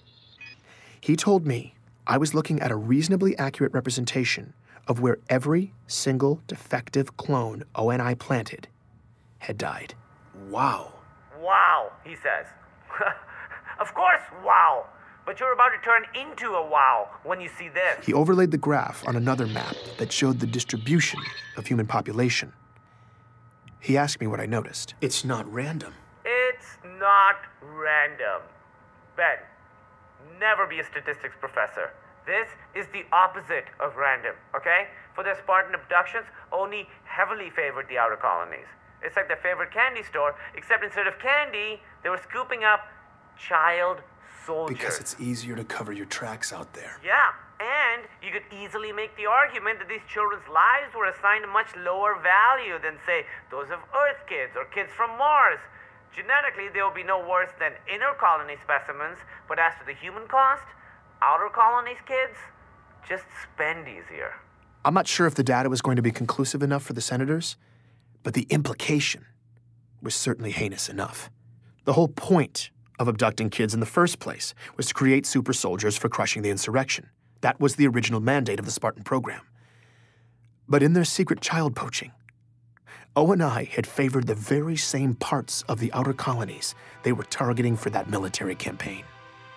So years later, when the Spartans landed their bloody anti-insurrectionist campaign in the outer colonies, many of those Spartans were simply the harvested children of those communities coming home.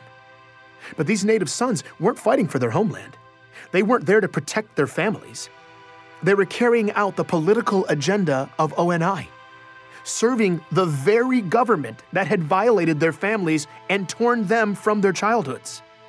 As far as the not in my backyard philosophy goes, this was double dipping by ONI, enough to incite pure rage.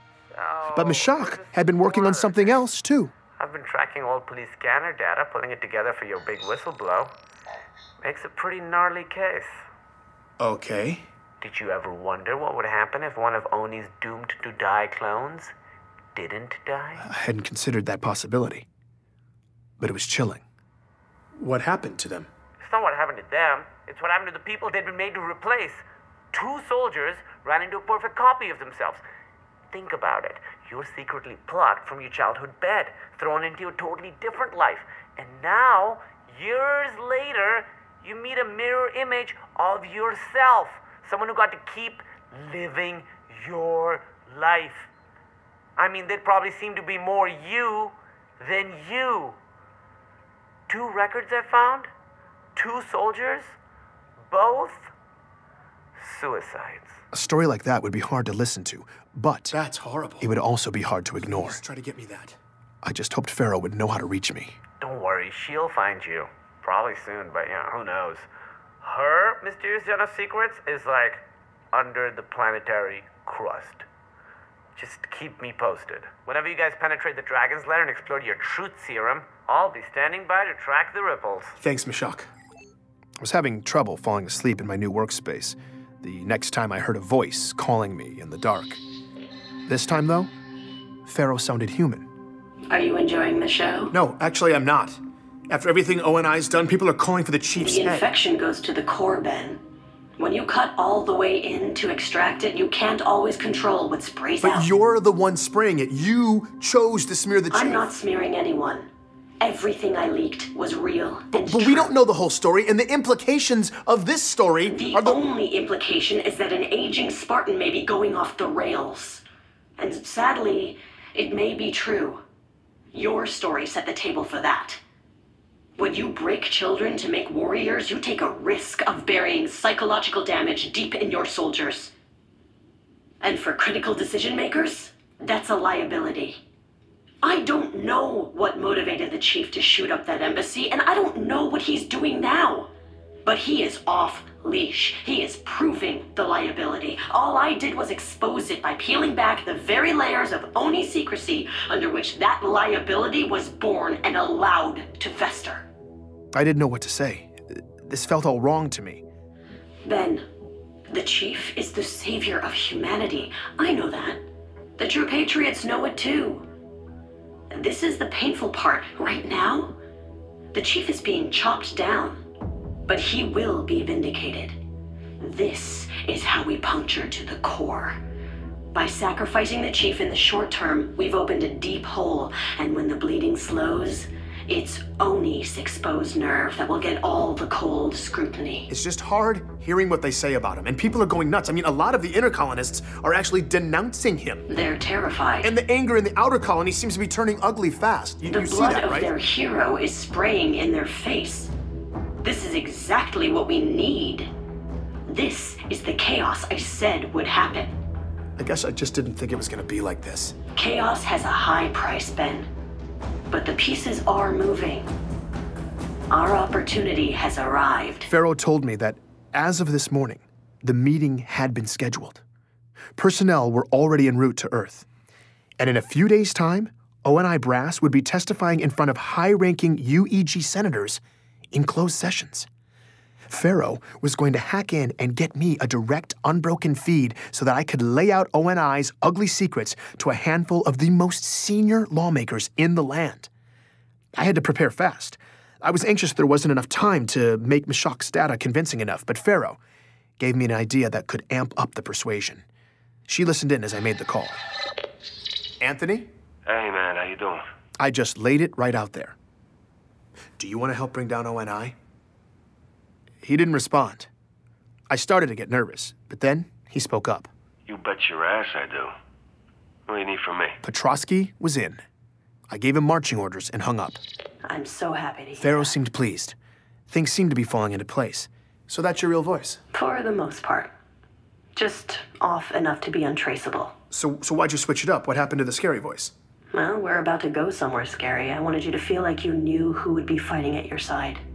I appreciate that. I couldn't believe we were really going to do this, but I was lit up and ready to go. Ben, I wanted to give you a heads up. There's still one more leak coming. What do you mean? It's the icing on the cake. Just to keep the pieces in motion. Okay, what is it? When is it hitting? It just did. I pulled up my public feed. It took a moment. And then it hit. A security video from the Outer Colonies Regional Embassy. Faro was already gone. Is this real? But her latest leak was live. Right now, millions of people across occupied space were all watching the same thing. Master Chief Petty Officer Spartan 117, seemingly unprovoked, waging a brutal assault against the peace consulate on Biko. Please join me for the next episode of Hunt the Truth.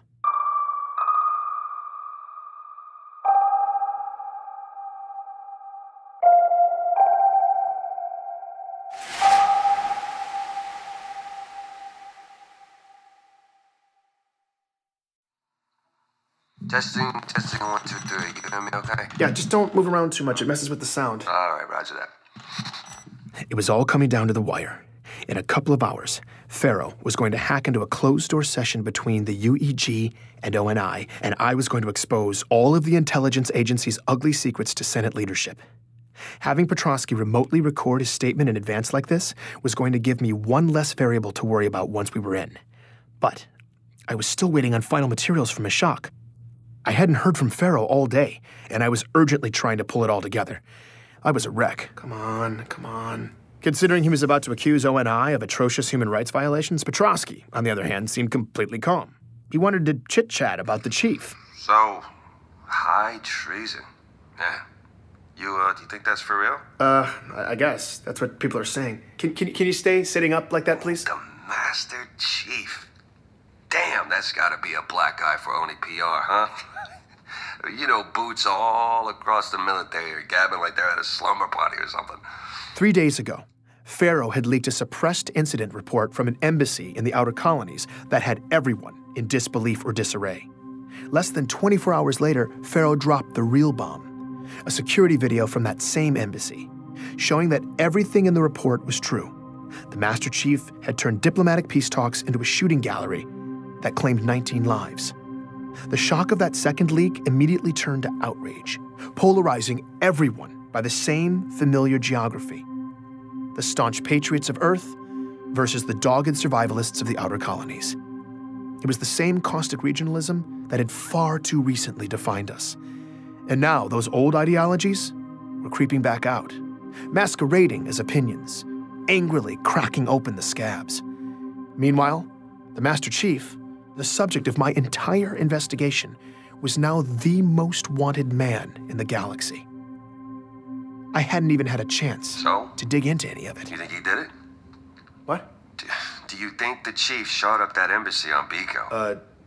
Maybe he finally went nuts. Maybe he thinks we're still fighting insurrectionist guerrillas or something. I don't know. But, man, working for the Covenant?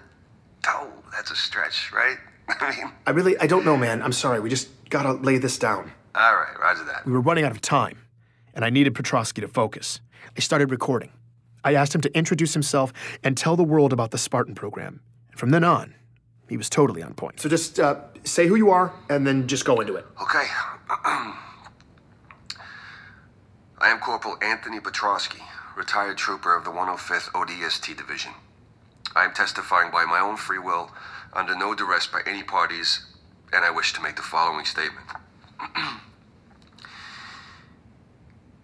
In April 2525, while serving on a detachment on the UNSC Atlas, I witnessed firsthand an incident involving a 12 to 13-year-old male who identified himself as John 117. He had extensive scarring on his torso, consistent with post-procedural scarring I've seen on recently inducted Spartans, and under orders from an ONI CPO, John killed 2 ODSTs and critically injured 2 others, in an attack that greatly exceeded natural human ability. He didn't stutter. He didn't stammer. His thoughts were clear as crystal, told with purpose, as if he'd been waiting his whole life to speak with this much conviction. After a grueling military career that took his left arm, Anthony Petrosky should have been rewarded with dignity and opportunity. Instead, he was one of countless veterans the government had left behind. But this was his moment, and he'd never sounded more alive. As he laid out his damning testimony about ONI's biological augmentations of children, I knew Faro had been right. Petrosky's words would humanize this story and persuade even the most jaded senators to listen. I had exactly what I needed from Petrosky. I am testifying with absolute certainty that the speed, power, and coordination this person exhibited was categorically impossible without the benefit of a full battery of military-grade augmentations. Afterwards, the Office of Naval Intelligence, through our COs, issued an order of absolute suppression of all accounts of this incident. Through coercion, pressure being brought to bear, we were ordered to keep silent, to never speak of this publicly upon fear of court-martial. How's that? That okay? Yeah. That was amazing. I can't thank you enough. Yeah. All right. You give him hell. Now I was just praying Meshach would come through. Faro would be able to bypass the most sophisticated security system in history, and I could get hacked into a meeting between the most powerful people alive. I needed a miracle, and I needed it to happen in the next 90 minutes. I'm Benjamin Giroux, and this is Hunt the Truth.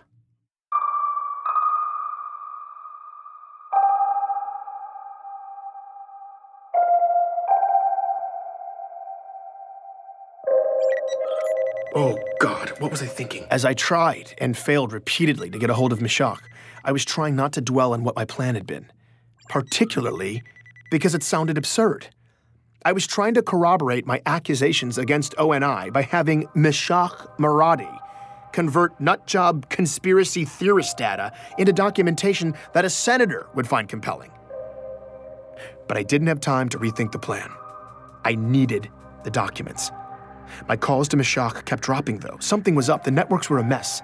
I did not have time for this, and I was starting to panic when a message from the outer colonies finally came through. These files better make sense, Meshach.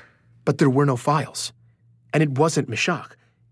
The message was from Katrina, the old friend of John's that Ellie Bloom had put me in touch with, the woman who had told me about John's death. I hadn't spoken to her in weeks. Hey, Ben. I didn't really know who else to call, but I was hoping you could maybe tell me what feedback you were getting from the outer colonies this week. I had no idea what the listeners were thinking. Ever since I'd gone incognito, I hadn't heard any of their feedback.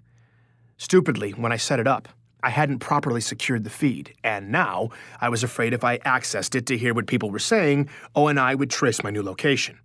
I'd figured after my latest episode, the revelation that ONI had heavily poached the outer colonies for their child abductions would be garnering a strong reaction out there. But the way Katrina made it sound, the reaction was stronger than I could have ever imagined. People are going nuts, switching over to only using local chatternet services like it's 50 years ago or something. It's this new Colonial Alliance group. They're everywhere, holding all these demonstrations in the streets. Thousands of people are turning out. And they keep chanting about self-reliance, talking about how we need to be preparing for this big embargo, all these boycotts, the UEG offices shutting down. I don't know.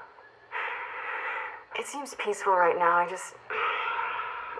feel like we should get off-world, just in case it breaks bad. I've kind of already been freaked out anyway. I don't know if I'm being paranoid, but I think someone may be targeting me for helping you. And Ellie's in the same boat. All these power surges and crazy service interruptions. Last time I talked to you, my entire system was overrun with corrupted files, and my whole neighborhood lost power. I don't know. But if someone is trying to get us, I'm worried what will happen if things get too chaotic out here. I don't really feel safe. So, if you know anything about this, or what we can do to protect ourselves, I mean, they're already shutting down the street. Katrina's message got cut off. I had no idea what was happening. I had no idea what the central government was going to do. I had no idea how to help this woman or Ellie or their families or anyone else. We were all in the dark. All I could do was present the senators with the ugly truth and hope it would convince them to help us all. And I was running out of time to make that a reality.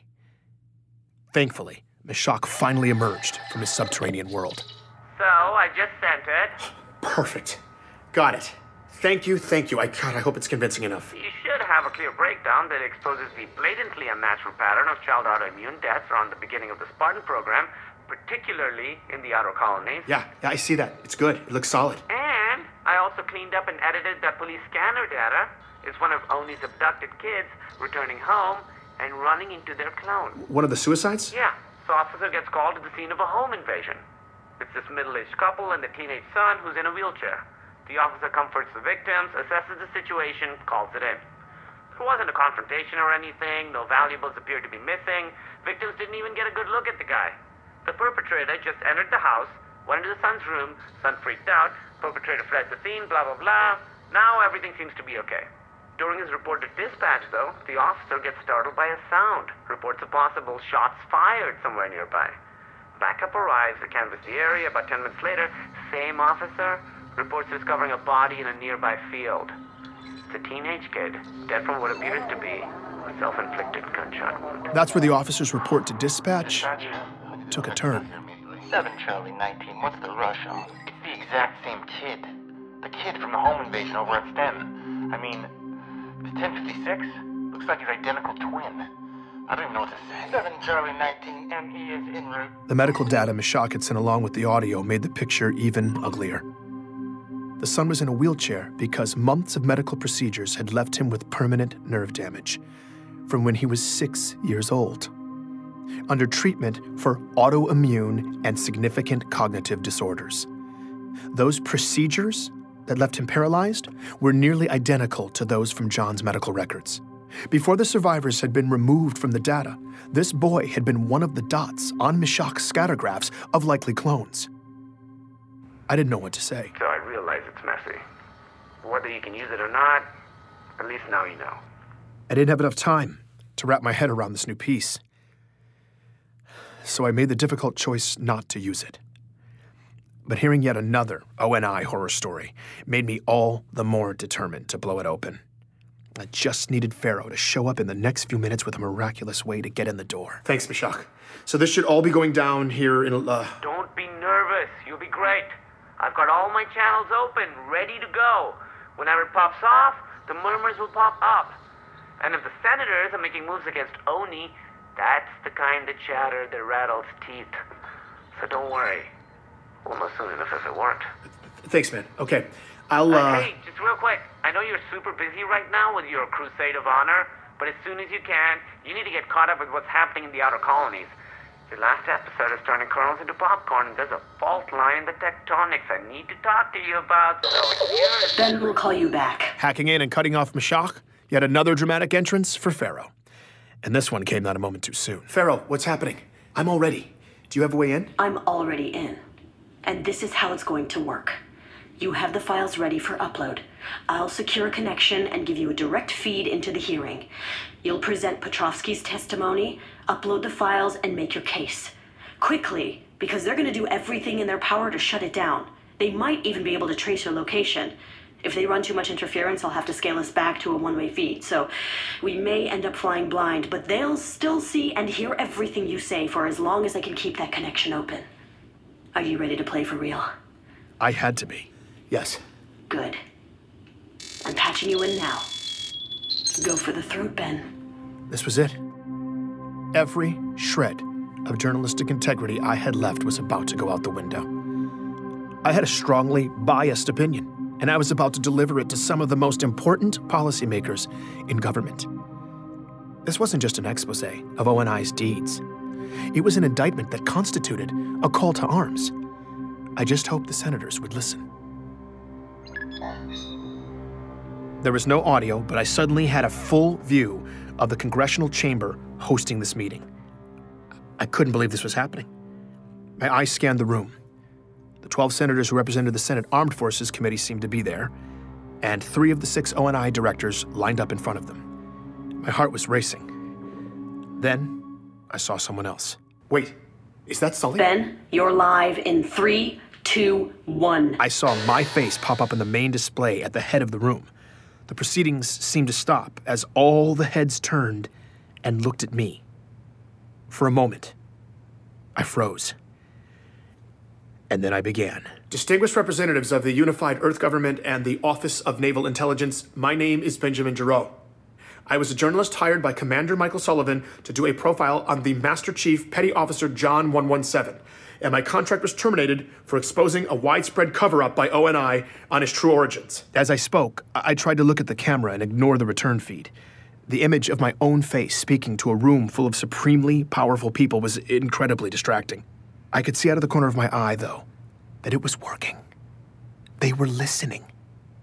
Then, my feed went black. Keep talking, Ben. I had to cut the return feed, but you're still live in the room. I tried to focus. ONI has gone to great lengths to keep you and the public from knowing critical information about the Spartan program, their lack of institutional control of the Master Chief in the outer colonies, and the genetic modification of abducted children that eventually became warriors like the Master Chief.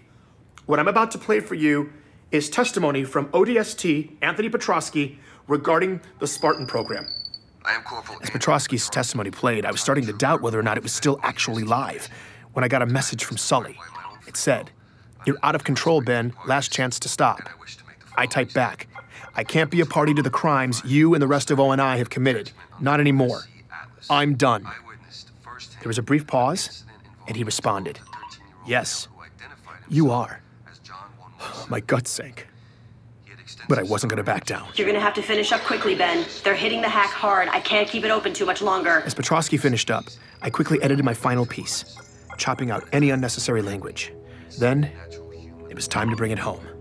Senators, for their Spartan program, ONI kidnapped young kids and illegally engineered doomed-to-die clones to replace them. They kept the children as military property, subjecting them to horribly unethical training regimens, and eventually performed dangerous biological augmentations on them while they were still growing. This was how they made the Spartans. Half of these children most likely did not survive. I've provided you with files that corroborate my claims as to these egregious human rights violations. I ask you to review them with an open mind. ONI has gone to great lengths to cover up this story, including elaborate fabrications.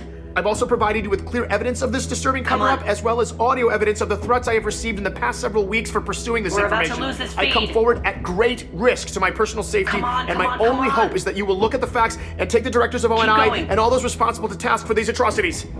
Thank you for your time. The feed cut out at the last moment. I was in shock. What had just happened? Perfect. Now let's watch it burn. The revolution has started, Ben. And you with a spark. From now on, you're under our protection. Pharaoh? She was gone, and my head was buzzing. It felt like I was in a dream. What had I done? I looked down at Sully's last message. His response to when I said I'm done, it was chilling. Yes, you are. That was all he said. That was all he needed to say. I felt dizzy. I had to keep moving. Find out if that kamikaze mission had had any effect whatsoever. The first ripple popped up right away. It was a message from my bank. We regret to inform you that your account with Outer Trust has been deactivated. If you have any questions, please speak with a financial representative. I called immediately and got a representative on the line. She told me I was under investigation for the unauthorized possession of sensitive government materials. The audio files from my story. I was being fined an astronomical sum for keeping them, and as a result, my assets had been frozen indefinitely. I couldn't believe it. I checked all my accounts, either locked down or zeroed out. In retrospect, cashing out should have been step one, before I took on the most powerful government agency in history. But it was too late now. ONI was bringing down the hammer, and I'd been financially ruined. I was reeling from this realization when 2 delayed messages popped up in my queue. The first one loaded quickly. It was Meshach. Beth, things are getting a little hectic out here, so I don't know if this is going through, but I was trying to tell you before I got cut off that... Okay, now we need to talk in person. It's urgent. It's something I found, but we can't talk over comms about it, so I'm coming to see you in person day after tomorrow. Don't talk to anybody. Don't try to reach me. I'll be there soon, and then we can sit down and just go over the whole... I couldn't wait for Meshach to get here, so against his wishes and my better judgment, I tried to raise him. But something was wrong. Like everyone else in my region, I'd had plenty of failed calls to the outer colonies in my time. But this was different. Like it didn't even send the call. I checked my ChatterNet feed. It was full of comments from people just like me panicking because they couldn't reach the outer colonies. Scattered reports that the communication buoys themselves had been shut down. That didn't make any sense. The second delayed message finally finished loading. It was from Katrina. Ben, I can't even point this down. It's totally gone. We're completely out. My parents, Ellie, no one from the whole system is ChatterNet. And there's a full core. Please, if you can tell someone what's happening or get somebody to need help and we food And then, silence. That was it. I couldn't get through again. No one from the inner colonies could. The outer colonies had been completely cut off. After years of ONI quietly committing atrocities from their high perch, it felt like their phantoms were finally in motion, shifting the landscape with unknown objectives. Somewhere out in the shadows they'd created. I listened to Meshach's message again. I needed him to help me sort this out. The idea of sitting here, waiting in that darkness for him, scared the life out of me. I had to be patient. I just had to get through the next 48 hours. But he would never show up. That message was the last time I heard from Meshach Maradi. Please join me for the next episode of Hunt the Truth.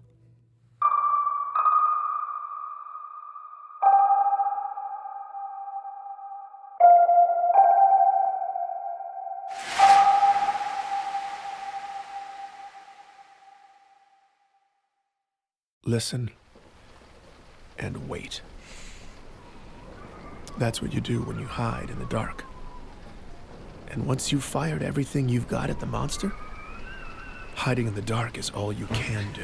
1,000, 2,000. Ever since we'd hacked into the Senate hearing, I'd been listening and waiting, hoping our testimony would find the right ears, afraid ONI would find us first, just sitting here in the shadows. I didn't know where ONI ended and the world began. And it was the not knowing that kept me up. Because even if we had landed a fatal blow, all we could do was watch and wait for gory chunks to surface. So far, the surface was calm. The only thing I knew for sure was Meshach had never shown up.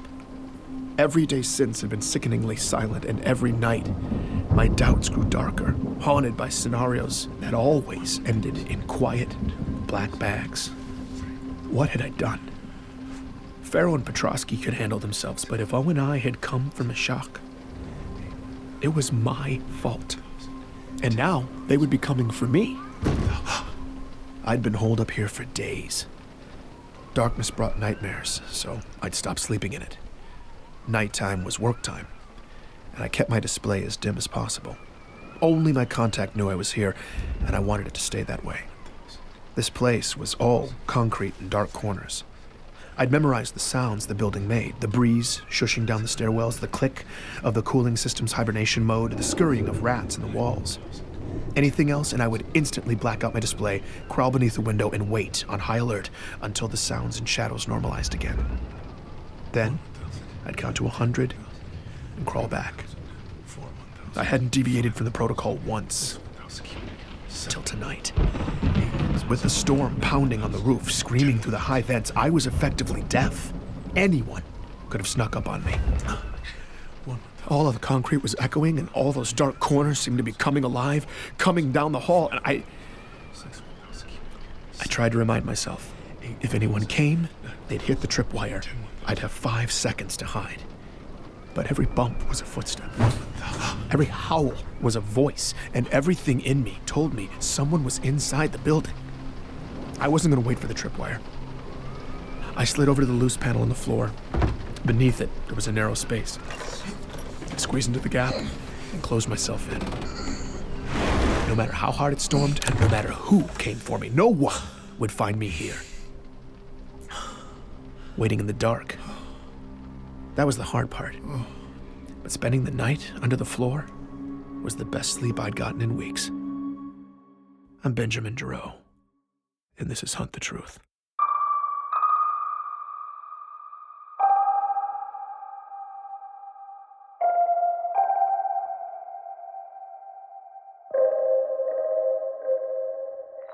Speaking from the steps of the Congressional Plaza today, freshman Senator Andrew Del Rio issued a formal statement addressing last month's embassy massacre on Bico. It's not a promising sign for democracy when a catastrophe touches a majority of the voters, and seemingly every politician in the UEG was trying to leverage the public outrage into talking points. Everything from military spending to tax relief. Not Senator Andrew Del Rio, though. His sights were centered on one narrow target. Of the fallen Spartan yet. So, the Master Chief stormed an assembly of peace activists and began to gun people down. Now, I'm sorry, but the Spartan 2s are fundamentally flawed and dangerously outdated. They are an embarrassment and danger with their rusting tech and degraded neurology. But we just keep bleeding taxpayers dry. Well, now we're seeing the real cost. That program isn't built on faded glory, but faded principles. Volatile remnants of powerful weapons governed by increasingly corroded minds. There is a reason you'll never see a video of a Spartan 4 attacking civilians or murdering heroes. I can vouch personally for the character of each and every Spartan 4 as warriors and as people. After the tragic events on Bico, I don't think there's a person alive who could say the same for the Spartan 2s. Mark my words, if we fail to decommission the Spartan 2s, there will be more Bicos, and there will be more massacres. Nobody wants to say it, but damn it, somebody has to. For those 19 families whose loved ones are never coming home because of this false Spartan, this broken bastardization of a soldier who would abandon his post, dishonor his uniform, and slaughter the very people he's sworn to protect. In the name of decency, it's time to tear down that statue and put down the Master Chief. I had to hand it to Andrew Del Rio.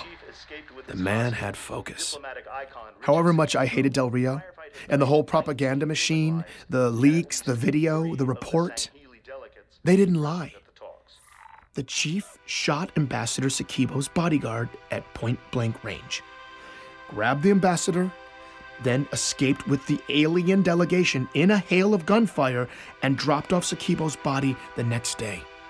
Those were the facts. And no matter how corrupt these politicians were, I couldn't argue with the evidence.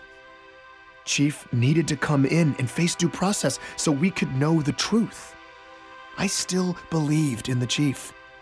I believed that his legend would be restored, and I knew that there had to be more to this story. I don't know if I'd become overconfident by daylight or distracted by Del Rio, but I didn't even hear the intruder until they tripped the alarm. Oh, God. Crap. What? Ray? Is that you? Yeah. I'm caught in your booby trap. What are you doing here? You weren't supposed to come until tomorrow. You scared the hell out of me, man. Okay, can we hold that thought? I'm all wrapped up in, like, dental floss and camping gear, and this looks like something my daughter would make. Well, the tripwire wasn't dental floss. It was fishing line tied to my mess kit balanced on a ledge. Here, just get Very effective, actually. Pick your foot up. You look terrible. Oh, thanks, Ray. My life in exile wasn't glamorous. Cot, toilet, sink. My clothes doubled as bedding. Outside of research, my daily regimen featured canned goods, sink washing, stretching, and security checks. I felt like I was back on the front lines. Place looks also terrible. Super helpful, Ray. Thank you. Wait. What route did you take to get here? Did you avoid Relax. I took maximum precautions, Ben. As far as any unethical government surveillance is concerned, I'm still eating Thai food near my house. I quickly learned Ray had nothing on Mashak. Nothing on Congress. Okay, but then what? News from the fashion world? What do you got? That, or the truth about Biko. Apparently, after a Mashak slush combing tutorial, Ray had been listening. And a few days ago, he'd hit on an exotic frequency going somewhere it shouldn't. The Sangheili, the alien race from the Biko peace talks, had sent an official transmission to UEG servers on Earth the day after the leaks. And on their end, the government had buried it deep. That's the Sangheili clan leader saying they had nothing to do with the massacre. And the demon wasn't responsible either. And neither did the demon. The Sangheili referred to the chief as the demon. Probably because Chief had killed thousands of their soldiers over the years, so they weren't doing him a solid. Besides, the Sangheili were all about the truth. If they shut up your embassy and sent you a message about it, it would be boasting about kill count, not an appeal for justice. Why do you sit silent while your people demand unjust blood? He's making it sound like Biko's lusting for vengeance. Huh? No, I've been looking at Biko for days. Look, it's totally peaceful there. Exactly. I did some checking, though. That feed is an old loop. The outer colonies are mostly cut off from us, but someone's cut Biko off from everybody. Nobody outside Biko knows what's happening there, and it's ugly. Ray had managed to track down Ravi, a scavenger who had made his living going terrible places, then selling intel to the highest bidder. He'd been sitting on Biko fact-gathering since Sakibo's funeral. And for this job, Ray was getting his money's worth. Protests, riots, martial law, but since the funerals, not a single prominent figure on Biko has said a word about any of it. At least not in public. Off the record, Ravi's embassy contacts were livid. Sakibo's people wanted to make a statement, clear the Sangheili, but they couldn't. The magistrate, Laurel Adams, had silenced the leadership and the media. Nobody was talking. How does she have the authority to do that? She doesn't. Adams is a puppet. The gag order came from Earth. The UEG? Why would they squash the massacre? To protect the chief? Nope. To cover their own asses. After uncovering a serious security threat 1 week before the talks, Ambassador Sakibo had petitioned the UEG for support. Badly needed support. But the senators blew him off with an automatic rejection. Sakibo's office had no choice. Regional stability was hanging in the balance, so they went ahead with the talks. And it broke. Very bad. Gag order landed, media silence. And off the record, the only answer Ravi could get when he asked who did it was not the Sangheili. But once Pharaoh's leaks hit and the chief was the bad guy, Biko's streets popped off and Sakibo's people took action. They broke rank, quietly launching an independent investigation into the massacre. The only suspects were a bunch of extremists called Sapien Sunrise. The Sapien Sunrise believed species integration was destroying civilization. Humans pure, aliens bad, that sort of thing. Most of these groups just got together in somebody's basement over baked goods and hate speech. But Ray was pulling up terrorist dossiers, donor registries, military protocols. Sapien Sunrise were packing way more than pastries. And Sakibo's talks would have represented everything they hated. Here's the overview. They did it. Well, that's a short investigation. They plotted to assassinate Ambassador Sakibo, frame the aliens, and end the peace talks. Now, I don't know if the Sapiens were counting on inept local intelligence or they're just arrogant psychopaths, but they were brazen. According to the investigators' notes, Sapien Sunrise had been loudly threatening the embassy for months. No wonder the gag order had frustrated the diplomats. But once the investigation was on, it didn't take long to tie 4 of the dead civilians to the local Sapiens chapter, along with 4 embassy guards and Sakibo's personal bodyguard, a man with a substantial military jacket and Chief's first kill upon entering the chambers. All in all, 9 Sapiens were at the embassy that day. And the Chief took out every single one of them. Damn. And there's evidence that the Chief didn't kill a single innocent. Wait, what evidence? That's not in the video. Apparently, there's a second video. Ray, do you have it? No, but it's out there. Coroner's reports, too. What? Can we get it? No, But what about the UEG communications with the magistrate? We could prove they were negligent in denying Sakibo's security request. Ravi couldn't get that either. The gag order came back down hard, Ben. They went silent again? After all that, they just stopped investigating. Ravi thinks the UEG must have offered the diplomats something sweet. Yeah, how about clearing the Chief and the Sangheili and throwing the Sapiens into a hole? I mean, come on. We're lucky we got this. Besides, the diplomats made it sound like justice was coming soon. Justice? They're just gonna say Sapien Sunrise did it with Chief's help. And they're gonna get away with it. I mean, what's wrong with these people? They're evil. Sakibo's office had been trying to forge a better world in a region of space where very little is black and white. They'd asked for help, and while the UEG refused to even read their request, the Master Chief had shown up. His ship entered their atmosphere so fast, air traffic AI registered it as a fireball. And considering the beeline he made to the embassy, he must have had virtually no warning. Chief charged solo into a hopeless situation with no time. He interrupted an assassination, possibly averting war. He neutralized heavy combatants hiding behind civilians, and there wasn't a drop of innocent blood on his hands. He got Sakibo and all but 3 of the Sangheili to safety. The only thing the Chief couldn't do was keep Richard Sakibo's heart beating. But in reality, without that second video, or coroner's reports to clear the Chief, without documentation of UEG negligence, I had nothing. I could already see it falling to pieces before my eyes. Ray, this is... Thank you.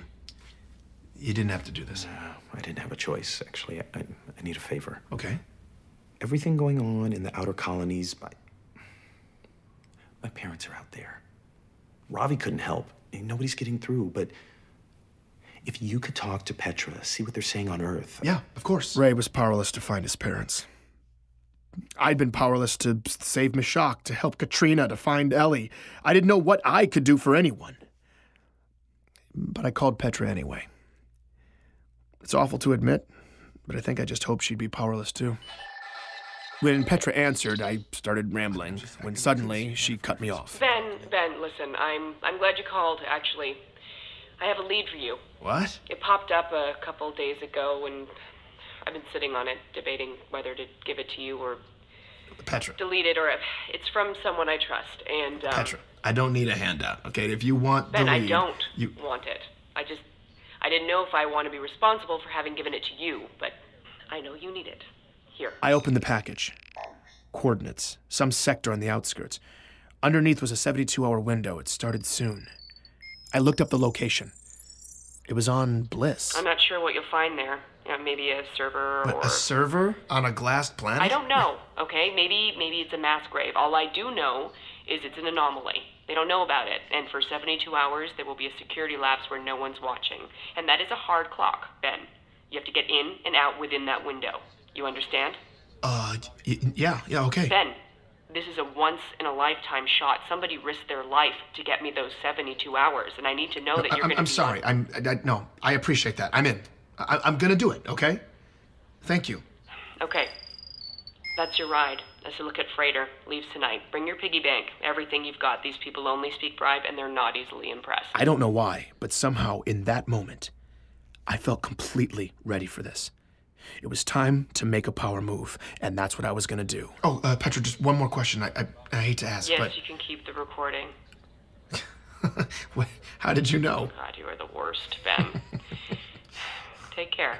Okay, thanks, Petra. If I was going to the far reaches courtesy of capitalists, I needed to stock up on essentials and grab all the money I had left in the world. The rainy day fund I kept squirreled away at my place. I was going home, and surprisingly, it felt amazing. Stepping outside for the first time in so many days, finally having a real destination, it gave me freedom and purpose again. I was all ready for a quick grab and go, but as I breezed up the walkway to my building, I saw something weird. Notices from the city stapled to the front door. This structure had been condemned. Unfit for human habitation? What the hell was this? My key scan still worked, though, so I pushed into the dim entryway. The power was off in the building. It was silent. And every door down the length of the hall was ajar. What in the hell? Hello? As I moved down the silent row, I glanced into my neighbor's apartments. Hello? Everything inside.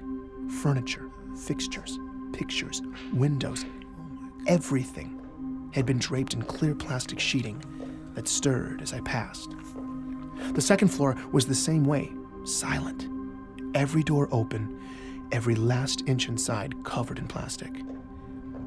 As I turned the corner, though, I noticed my door, still damaged from Petra's boot, was closed. It was the only closed door.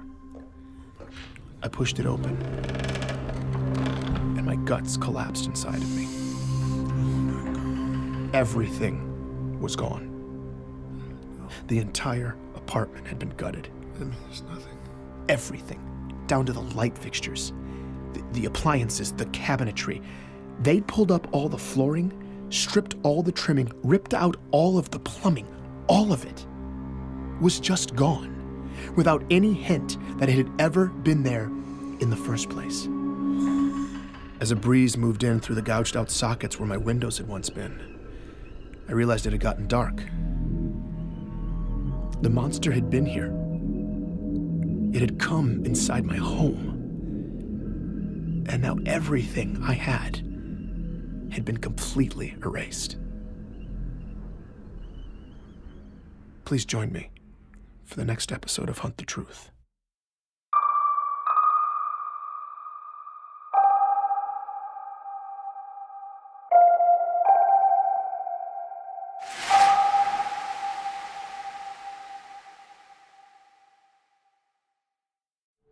I was running out of time to catch the freighter to Bliss and follow up on Petra's lead. But I wasn't going to the outskirts. I wasn't going to take down ONI. I was going to sit here, in between the floor joists of my old bedroom, and let all those loose bits of silica glass poke through my clothes and scratch at my skin. At this point, I didn't care. The room I used to sleep in didn't even have a floor anymore.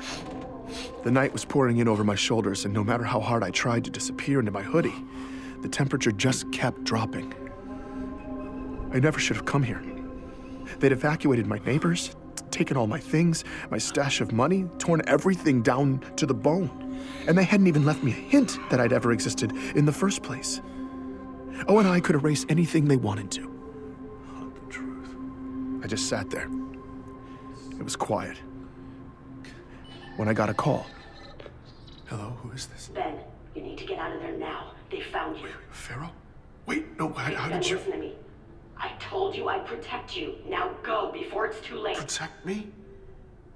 I don't even know who you are. How can I even trust I'm not going anywhere. Have a pity party later. You need to get out of there now. It was already too late. Okay, Ben, listen to me. Ben.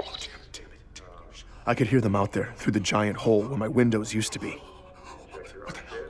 Oh, no. I needed to hide, stay quiet. If they were using biometrics, I needed to slow my heart down too. But I was terrified. And then I froze. ONI was here. And everything became instinct. I flew out of my apartment into the hall. A door, any door. I picked one, but the plastic sheeting. I stepped too loud. So I retreated and slipped through a door across the hall. Soft feet this time. Moving as fast as I could toward a back bedroom, avoiding the wrinkles on the floor, navigating the silhouettes of draped furniture. Trying to be silent. I curled up beneath a bedroom window and listened. That was my door opening. They were in my apartment. Had I left any evidence? I needed to relax. I breathed and waited. They would systematically scan the building until they found me. And then they were going to stuff me in a bag. I closed my eyes, tried to disappear. The sounds had gotten faint. This was my chance. I could make it to the stairwell, but I had to go now. I went, and 3 strides into the living room, I could hear them coming around. I dropped down out of sight behind a couch. They were right outside. I waited. It was quiet. And then they struck. The agents began to overpower me. They were about to put me down when the agents crumpled to the floor. They were dead. What happened? I tried to clear my eyes so I could see when suddenly I heard one of the agents still alive. And then he wasn't. I saw the shooter emerging from the shadows, snatching up the ONI compads and stepping right up to me. Do you trust me now? Yes, what? Yeah. More agents will be here in 2 minutes. You can wait here to die, or you can get your ass out that window right now. I did what she said. Okay. I just met Pharaoh. I'm Benjamin Giraud. And this is Hunt the Truth.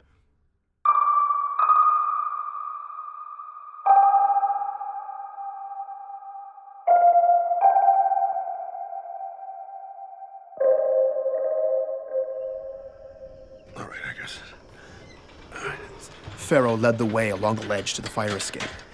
I was trying not to look down. We jumped the last several feet, and I immediately ran across the street to take cover. Pharaoh, where are we going? Stop talking. I did as she said, trying not to think. She moved quickly, staying in the shadows.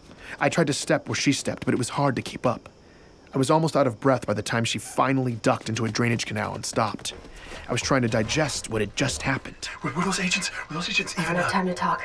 I only came here to make sure you stay a free man, so I need you to listen carefully. If they haven't already, Oni's definitely greenlit you now.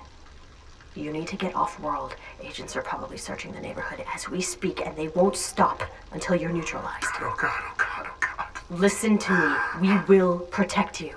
Okay. But we're mobilizing in the outer colonies right now. Major pieces are in motion, so everything's on lockdown. You'll have to make it on your own for at least a few more days. We'll give you the resources you need to lay low. She handed me a compad. This is completely untraceable, so use it for whatever you need. It gives you access to a secure account, too.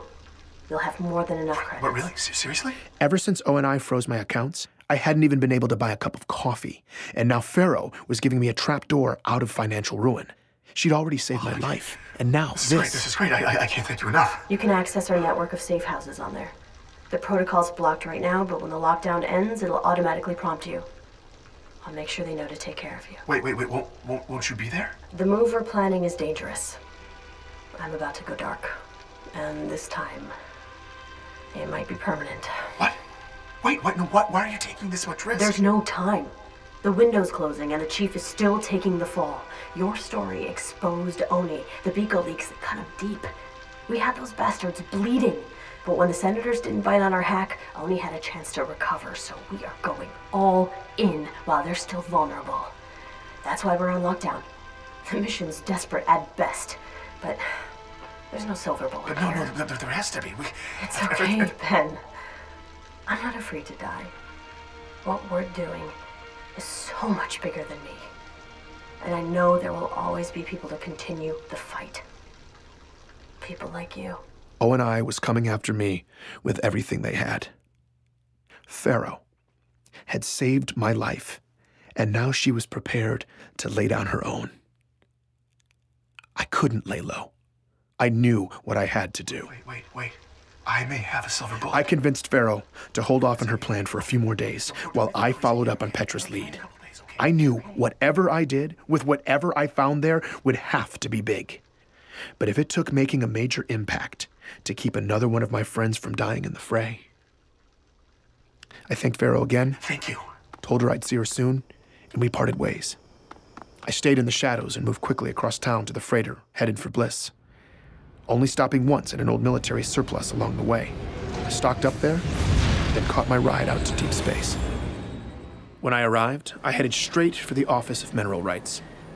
On the ride up, the freighter captain had seemed far more interested in bribery than my aspiring prospector backstory. I was hoping the claims coordinator would be equally pragmatic. Mr. Jarrett, an entrepreneur diversifying into silicates does not usually hop on a deep space freighter to walk the glass troughs. I like your gumption, but I'd love to show you some of these projected yields. Actually, I already have a plot in mind. After negotiating transport up here, I understood better what the industry considered acceptable compensation. And with all the haggard men outside holding gold-plated compads, I figured the man who issued the permits would have me plundering Pharaoh's account. So, 75,000 credits later, I had access, nav, and full gear. He seemed alarmed, though, when I refused an escort. Yeah, that's 4 clicks from here. And beyond that periphery, it's a hard slog through raw glass. Some of those formations will stab through bone. I just signed the waivers. To his credit, he offered me some parting advice. Free of charge. The wind really kicks up out there, and the particulate's been extremely rough. We've had to close the shutters twice in the past week. So, if you hear that alarm, you get to cover, okay? Otherwise, it'll tear your skin off. Thanks. Appreciate it. On the outskirts of the settlement, the horizon seemed to be all quarries. When I reached the periphery, though, open pit operations stopped abruptly, and I saw the real glassed planet. A daunting, chaotic sea of shapes and textures. Black, brittle swelling and troughing without end, scattered with the skeletons of melted buildings. The terrain was brutal, repeatedly slowing my trek to a crawl, picking through fields of jutting glass. The climate was killing me too. Constant thirst, despite constant water breaks. My skin felt like it was cracking beneath my soot-caked gear. And after choking on a mouthful of dust, I'd been breathing on the respirator for the past hour. Occasional desert plants pushed through the cracks, bright blue or blood red. But aside from the crows stalking the settlement's landfill, that was the only non-human life I'd seen. It was all that fine ash. 32 years later, still suspended in the atmosphere, it precluded thriving life, as it painted the surreal sky above, constantly shifting with the erratic winds, gorgeous streaks to diseased palls.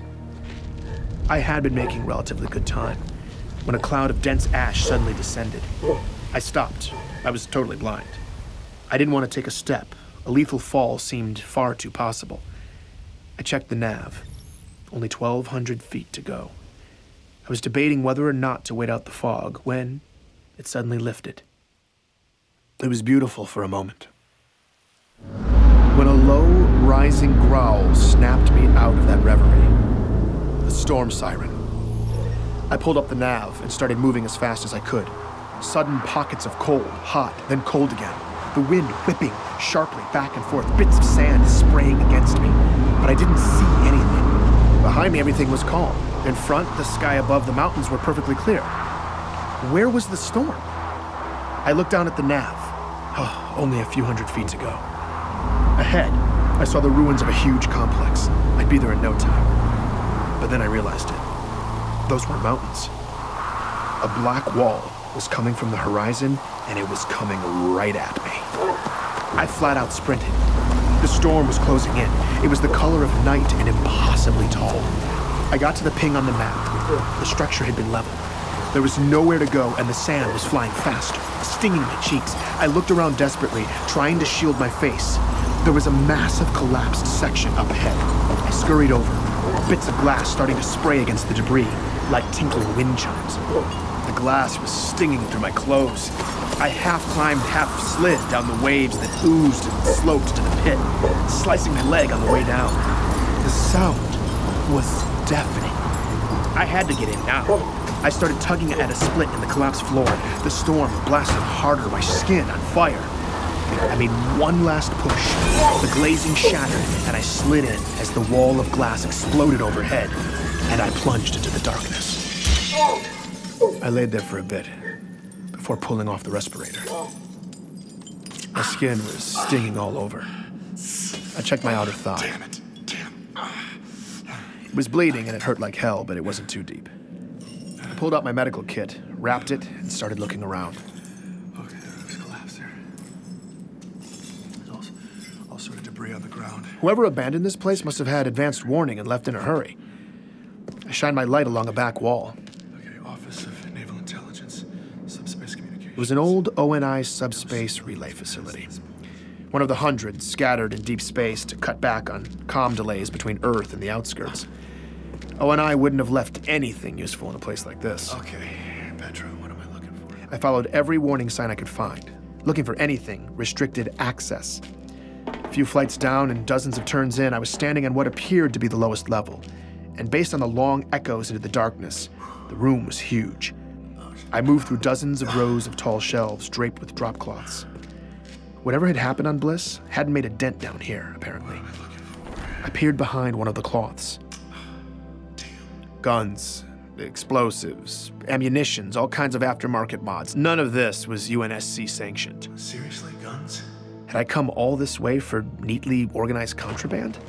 You gotta be kidding. But that's when I saw it. Out of the corner of my eye. Coming from the shadows at the back of the room through a glass door. No way. A tiny blinking light. No way, it can't be active. An active relay? The relay? In an ONI facility? There could be anything on it. There could be everything on it if someone screwed up. The surface destruction was catastrophic. They could have just assumed the glassing had gone this deep. And ONI probably wasn't even operating in any real capacity out here anymore. Okay. This had to be why I was here. Let's see. I immediately hooked up my comm pad, and I couldn't believe it. Oh, did I? The server was in standby, but it seemed fully functional. Connecting? Something kicked on deep below, and low auxiliary light filled the room. Oh, my God. I started entering queries. Biko. It was current. I remembered the name of the raw file for the Biko video that Pharaoh leaked. That video popped up, and so did the second video, the one Pharaoh hadn't seen. I pulled it down and opened the footage. It was a composite of every single angle cameras captured that day. The original video just showed Chief firing down the hallway where 4 civilians had died. But I didn't see civilians in that hallway. I saw 2 janitors with a rocket launcher. I saw 2 couriers with frags, and none of them had a chance before Chief dropped them. Shot for shot, bullet for bullet, I watched him take out the terrorists, firing his handgun exactly 12 times, hitting only assassins every time. I saw the bodyguard and 4 embassy guards firing at Sakibo himself. And the best part was, the coroner's reports backed up all of it. Ray's scavenger was dead on. It was indisputable. Chief killed the bad guys killed the innocents. I found Sakibo's original request for security and the UEG's immediate automatic rejection. I can't believe it. I had everything I needed to clear the chief. We got him. But there was so much more to implicate ONI. I got an awful idea, and I knew exactly what to search next. Benjamin Giroux. As the results popped up, a chill went down my spine. Psychological profiles on me. Conversations between Sully and his bosses. Bullet point lists of my pressure points and relationships. This was making me nauseated. I downloaded the files, but I couldn't read it. Oh, no way. I scrolled through my interviewees. Gabriela Dvorak's real military jacket, 2524, she was on Dwarka. She'd never set foot on the planet where she supposedly liberated a young John. The war camp survivor Thomas Wu, the man who also lied about there being camps on John's planet, ONI chose the carrot over the stick with him. They promised to fund more memorials and awareness campaigns for survivors of the insurrectionist camps that Thomas and countless others endured. I found the actors, too. Walker, I see you, bastard. Paul Gustafson, a.k.a. Jacob Walker, was in there. His acting resume, personality notes, agreements to surrender existing work and retire. And then I found Dion, or Simon Kensington. There was even video of him rehearsing, tweaking his Dion delivery, responding to whatever prompts his O&I handler was giving. As I listened to him discuss my emotional vulnerabilities, my nausea turned to rage. Bastards. But when it came to the story I'd never wanted to hear, Anthony's story of the Spartan program, I realized I was still scared to see hard evidence to prove the rumors. But I went for it. I quickly found myself looking at highly classified assignments pushed to ONI scouts in 2516. Queries and requisitions from planet after planet, weighted toward the outer colonies. And then the qualifications for the Spartan 2 program. A list of physical and mental criteria, genetic compatibility with a slate of augmentation procedures, and optimal age. 6 years or younger. I did one last search. John 117. There he was, on a list in 2517. I began to follow his name on a trail of documents that continued past the day his parents thought they'd buried him. The progress reports, written by scientists, language you'd use to describe an expensive technological prototype. But they were talking about a child. They had done that to a hero. To my hero. And countless other children. I was just digging in when, what the hell was that? Corrupted files started hitting my compad. I immediately disconnected from the server and checked the files. They were fine. Oh, thank God. Then, it just shut down. Wait, no. Oh, no. I was terrified. Had I gone over Petra's 72-hour window? Had O&I just caught me looking? I checked the time. Okay. I was fine. Okay, I'm fine. But then, what was that? I looked at the server one more time. That little standby light? It was glowing brighter, pulsing at me. I was starting to lose it, but it didn't matter. I had what I needed, and the storm was over. I emerged from the bunker. It was time to leave this sad, ashy nightmare behind. As I trekked back across the wasteland, I stepped with more confidence. I knew this terrain now, and I had ONI right where I wanted them. Please, join me for the next episode of Hunt the Truth.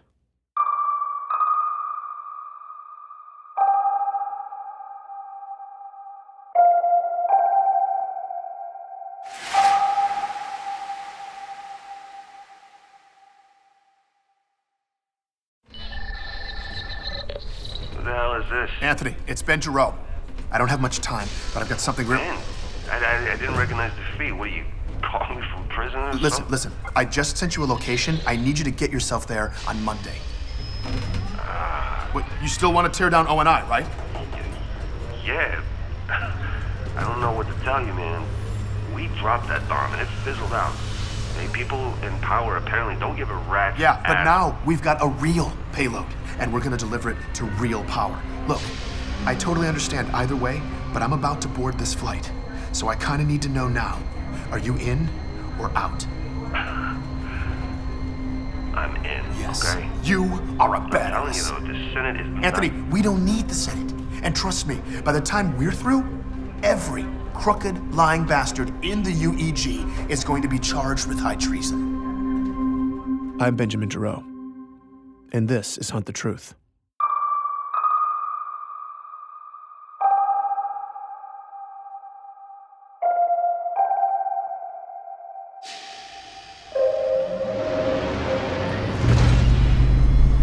My ride was about ready to leave Bliss. The freighter was fully loaded and doing safety checks. I hung back on the dock so I could make another call. Hello, this is Raymond Kurtzik. Ray, it's Ben. Dude, what is this feed you're calling me Ray. from? Are you okay? Yeah, I'm fine. Look. I found it.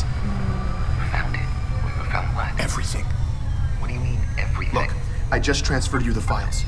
Don't say what it is. Okay. Hold on. I listened as Ray opened the folder and saw everything O and I had never wanted us to see. Ben, where did you get this? You wouldn't believe me if I told you. But this is our chance, man. This is our only chance to put a stop to all of this. I don't know what to say. Now, Ray had backup files on everything, and I needed one last favor. He was the only person I trusted with it. I pushed him a list of domains and asked if he'd forward every last file to everyone on it. When he saw the list of addressees, I could hear his jaw drop. After the shock wore off, though, he said he'd make it happen. No problem. Man, I really can't thank you enough. But we got him, Ray. We got him. And I promise you, no one will ever know that you helped me with Biko. I'm gonna upload the rest of my story when I get back, and you won't be on any of the recordings. Not this conversation, none of it. You were right to cut ties, and I just want to make sure that you are absolutely clear of this. Ben, they gutted my house. What? My house.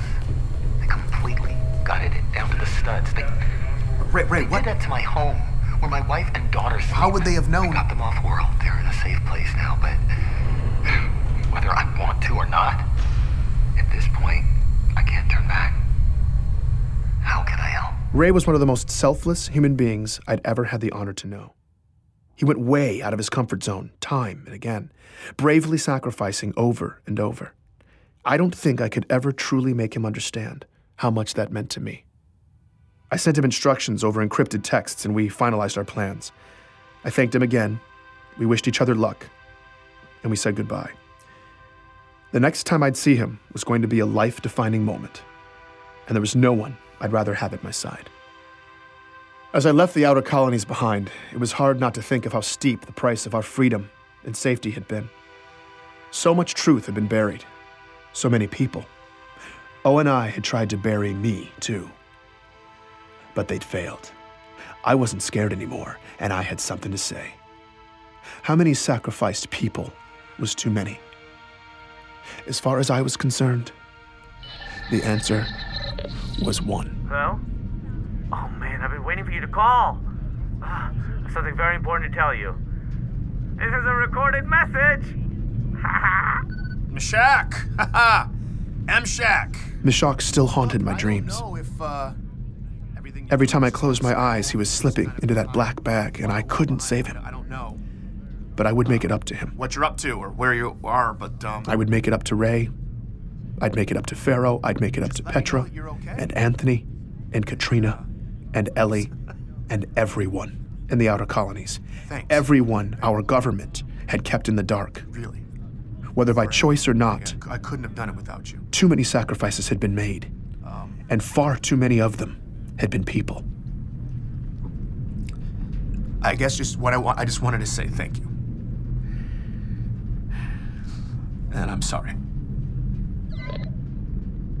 For the first time in my career, I felt like I was finally going to tell the full story. Every ugly piece, from loose threads to the rotten core. That's why it wouldn't all have been in vain. That's how I would make it up to everyone. I would give them the dignity of knowing the truth. I must have been nodding off when I got a call from Petra Janicek. For someone who had threatened me bodily harm on more than one occasion, she also, with far less fanfare, always seemed to check in to make sure I was okay. You know, if I didn't know any better, I'd think you were concerned about my welfare. Get over yourself, Jero. I just wanted to find out what you found. Well, seriously, though, you've heard me apologize 100 times for being such a jackass, for putting your reputation on the line, you know? But I figured you could stand to hear me say thank you again. Well, you're welcome. For everything you've done. I mean, look, I really can't tell you how much it's meant to me, just, that It's okay, that's enough. Too much? Yeah, a little bit. I mean, now you're really ruining my reputation. Oh no. I hope this isn't what the end of your story is like. You tenderly speaking from the heart. Oh, I thought everything else was bad, but ugh. Anyway, I wanted to find out what happened with the lead. What did you find? You were right. It was 1 in a million. Really? Oh, okay, what did I got everything, Petra. Everything. All the undeniable proof anyone could ever want. Be specific, Ben. Did you find anything on Biko? Whole story. Plain as day. Not only is the chief innocent, but he saved the day. He pulled off the impossible. I've got everything I need to prove it too. And the best part is, I've got the UEG blatantly implicating themselves in legislative negligence and then conspiring with the BICO magistrate to cover it up. Coercion, bribery, all of it. Those arrogant pricks could have prevented the whole thing. And they know it too. ONI and the UEG have been sacrificing the chief this whole time to save their own asses, to distract the public from what we've been digging up on them. But now, all of it's laid out in the files that they never wanted us to see. I've got them. Dead to rights. No, Ben, they're just gonna suppress all of it. I mean, come on. They're gonna try. I don't know when it's going down or how they're gonna do it, but they've made some deal with BICO. They're gonna bring the real perpetrators to justice, but somehow still let the chief take the fall too. And I'm not gonna let that happen. We're gonna clear the chief and expose ONI. We? Who's we? Ray and me and Petrosky. Oh, the three amigos, huh? It's all going down tomorrow. Ben, you know, you don't have to do it like this. No, Petra, it's okay. It's okay. I know you're worried I can't do this, that I'm sloppy, and you were right about all of that. But this time, it's... No, I just don't want to see anything bad happen. I need to do this. So tomorrow, huh?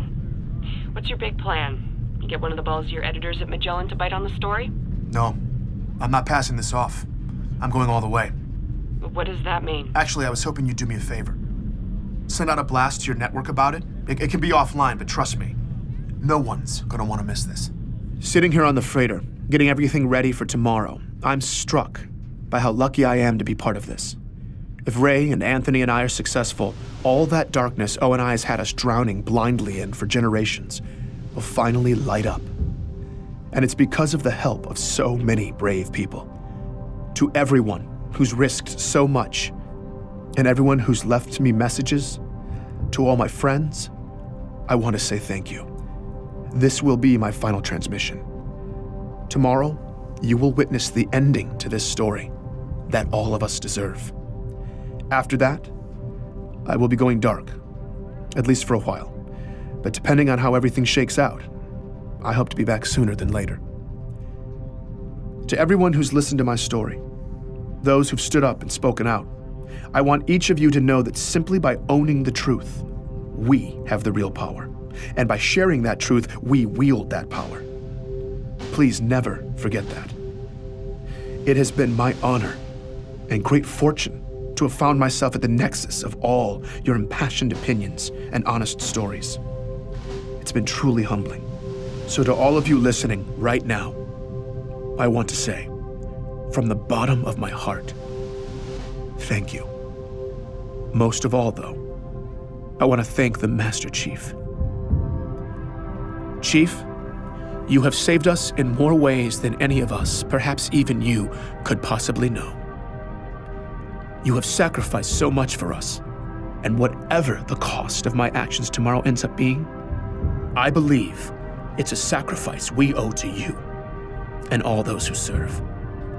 And if I'm successful, in the end, everyone will know that you are still the savior we all needed you to be.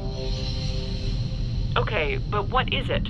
What are the particulars? We're going on ECB. I got a prime spot. Old producer friend hooked me up. We're going widestream, full distribution. Okay, you mean that Petra, you're gonna... Petra, tomorrow we're going live on the networks, potentially in front of every person alive. We're going to clear the chief's name before they burn him at the stake. We're gonna douse the real monsters in kerosene, then once and for all, and with everybody watching, I'm gonna burn ONI to the ground. I'm Benjamin Giroux, and this has been Hunt the Truth.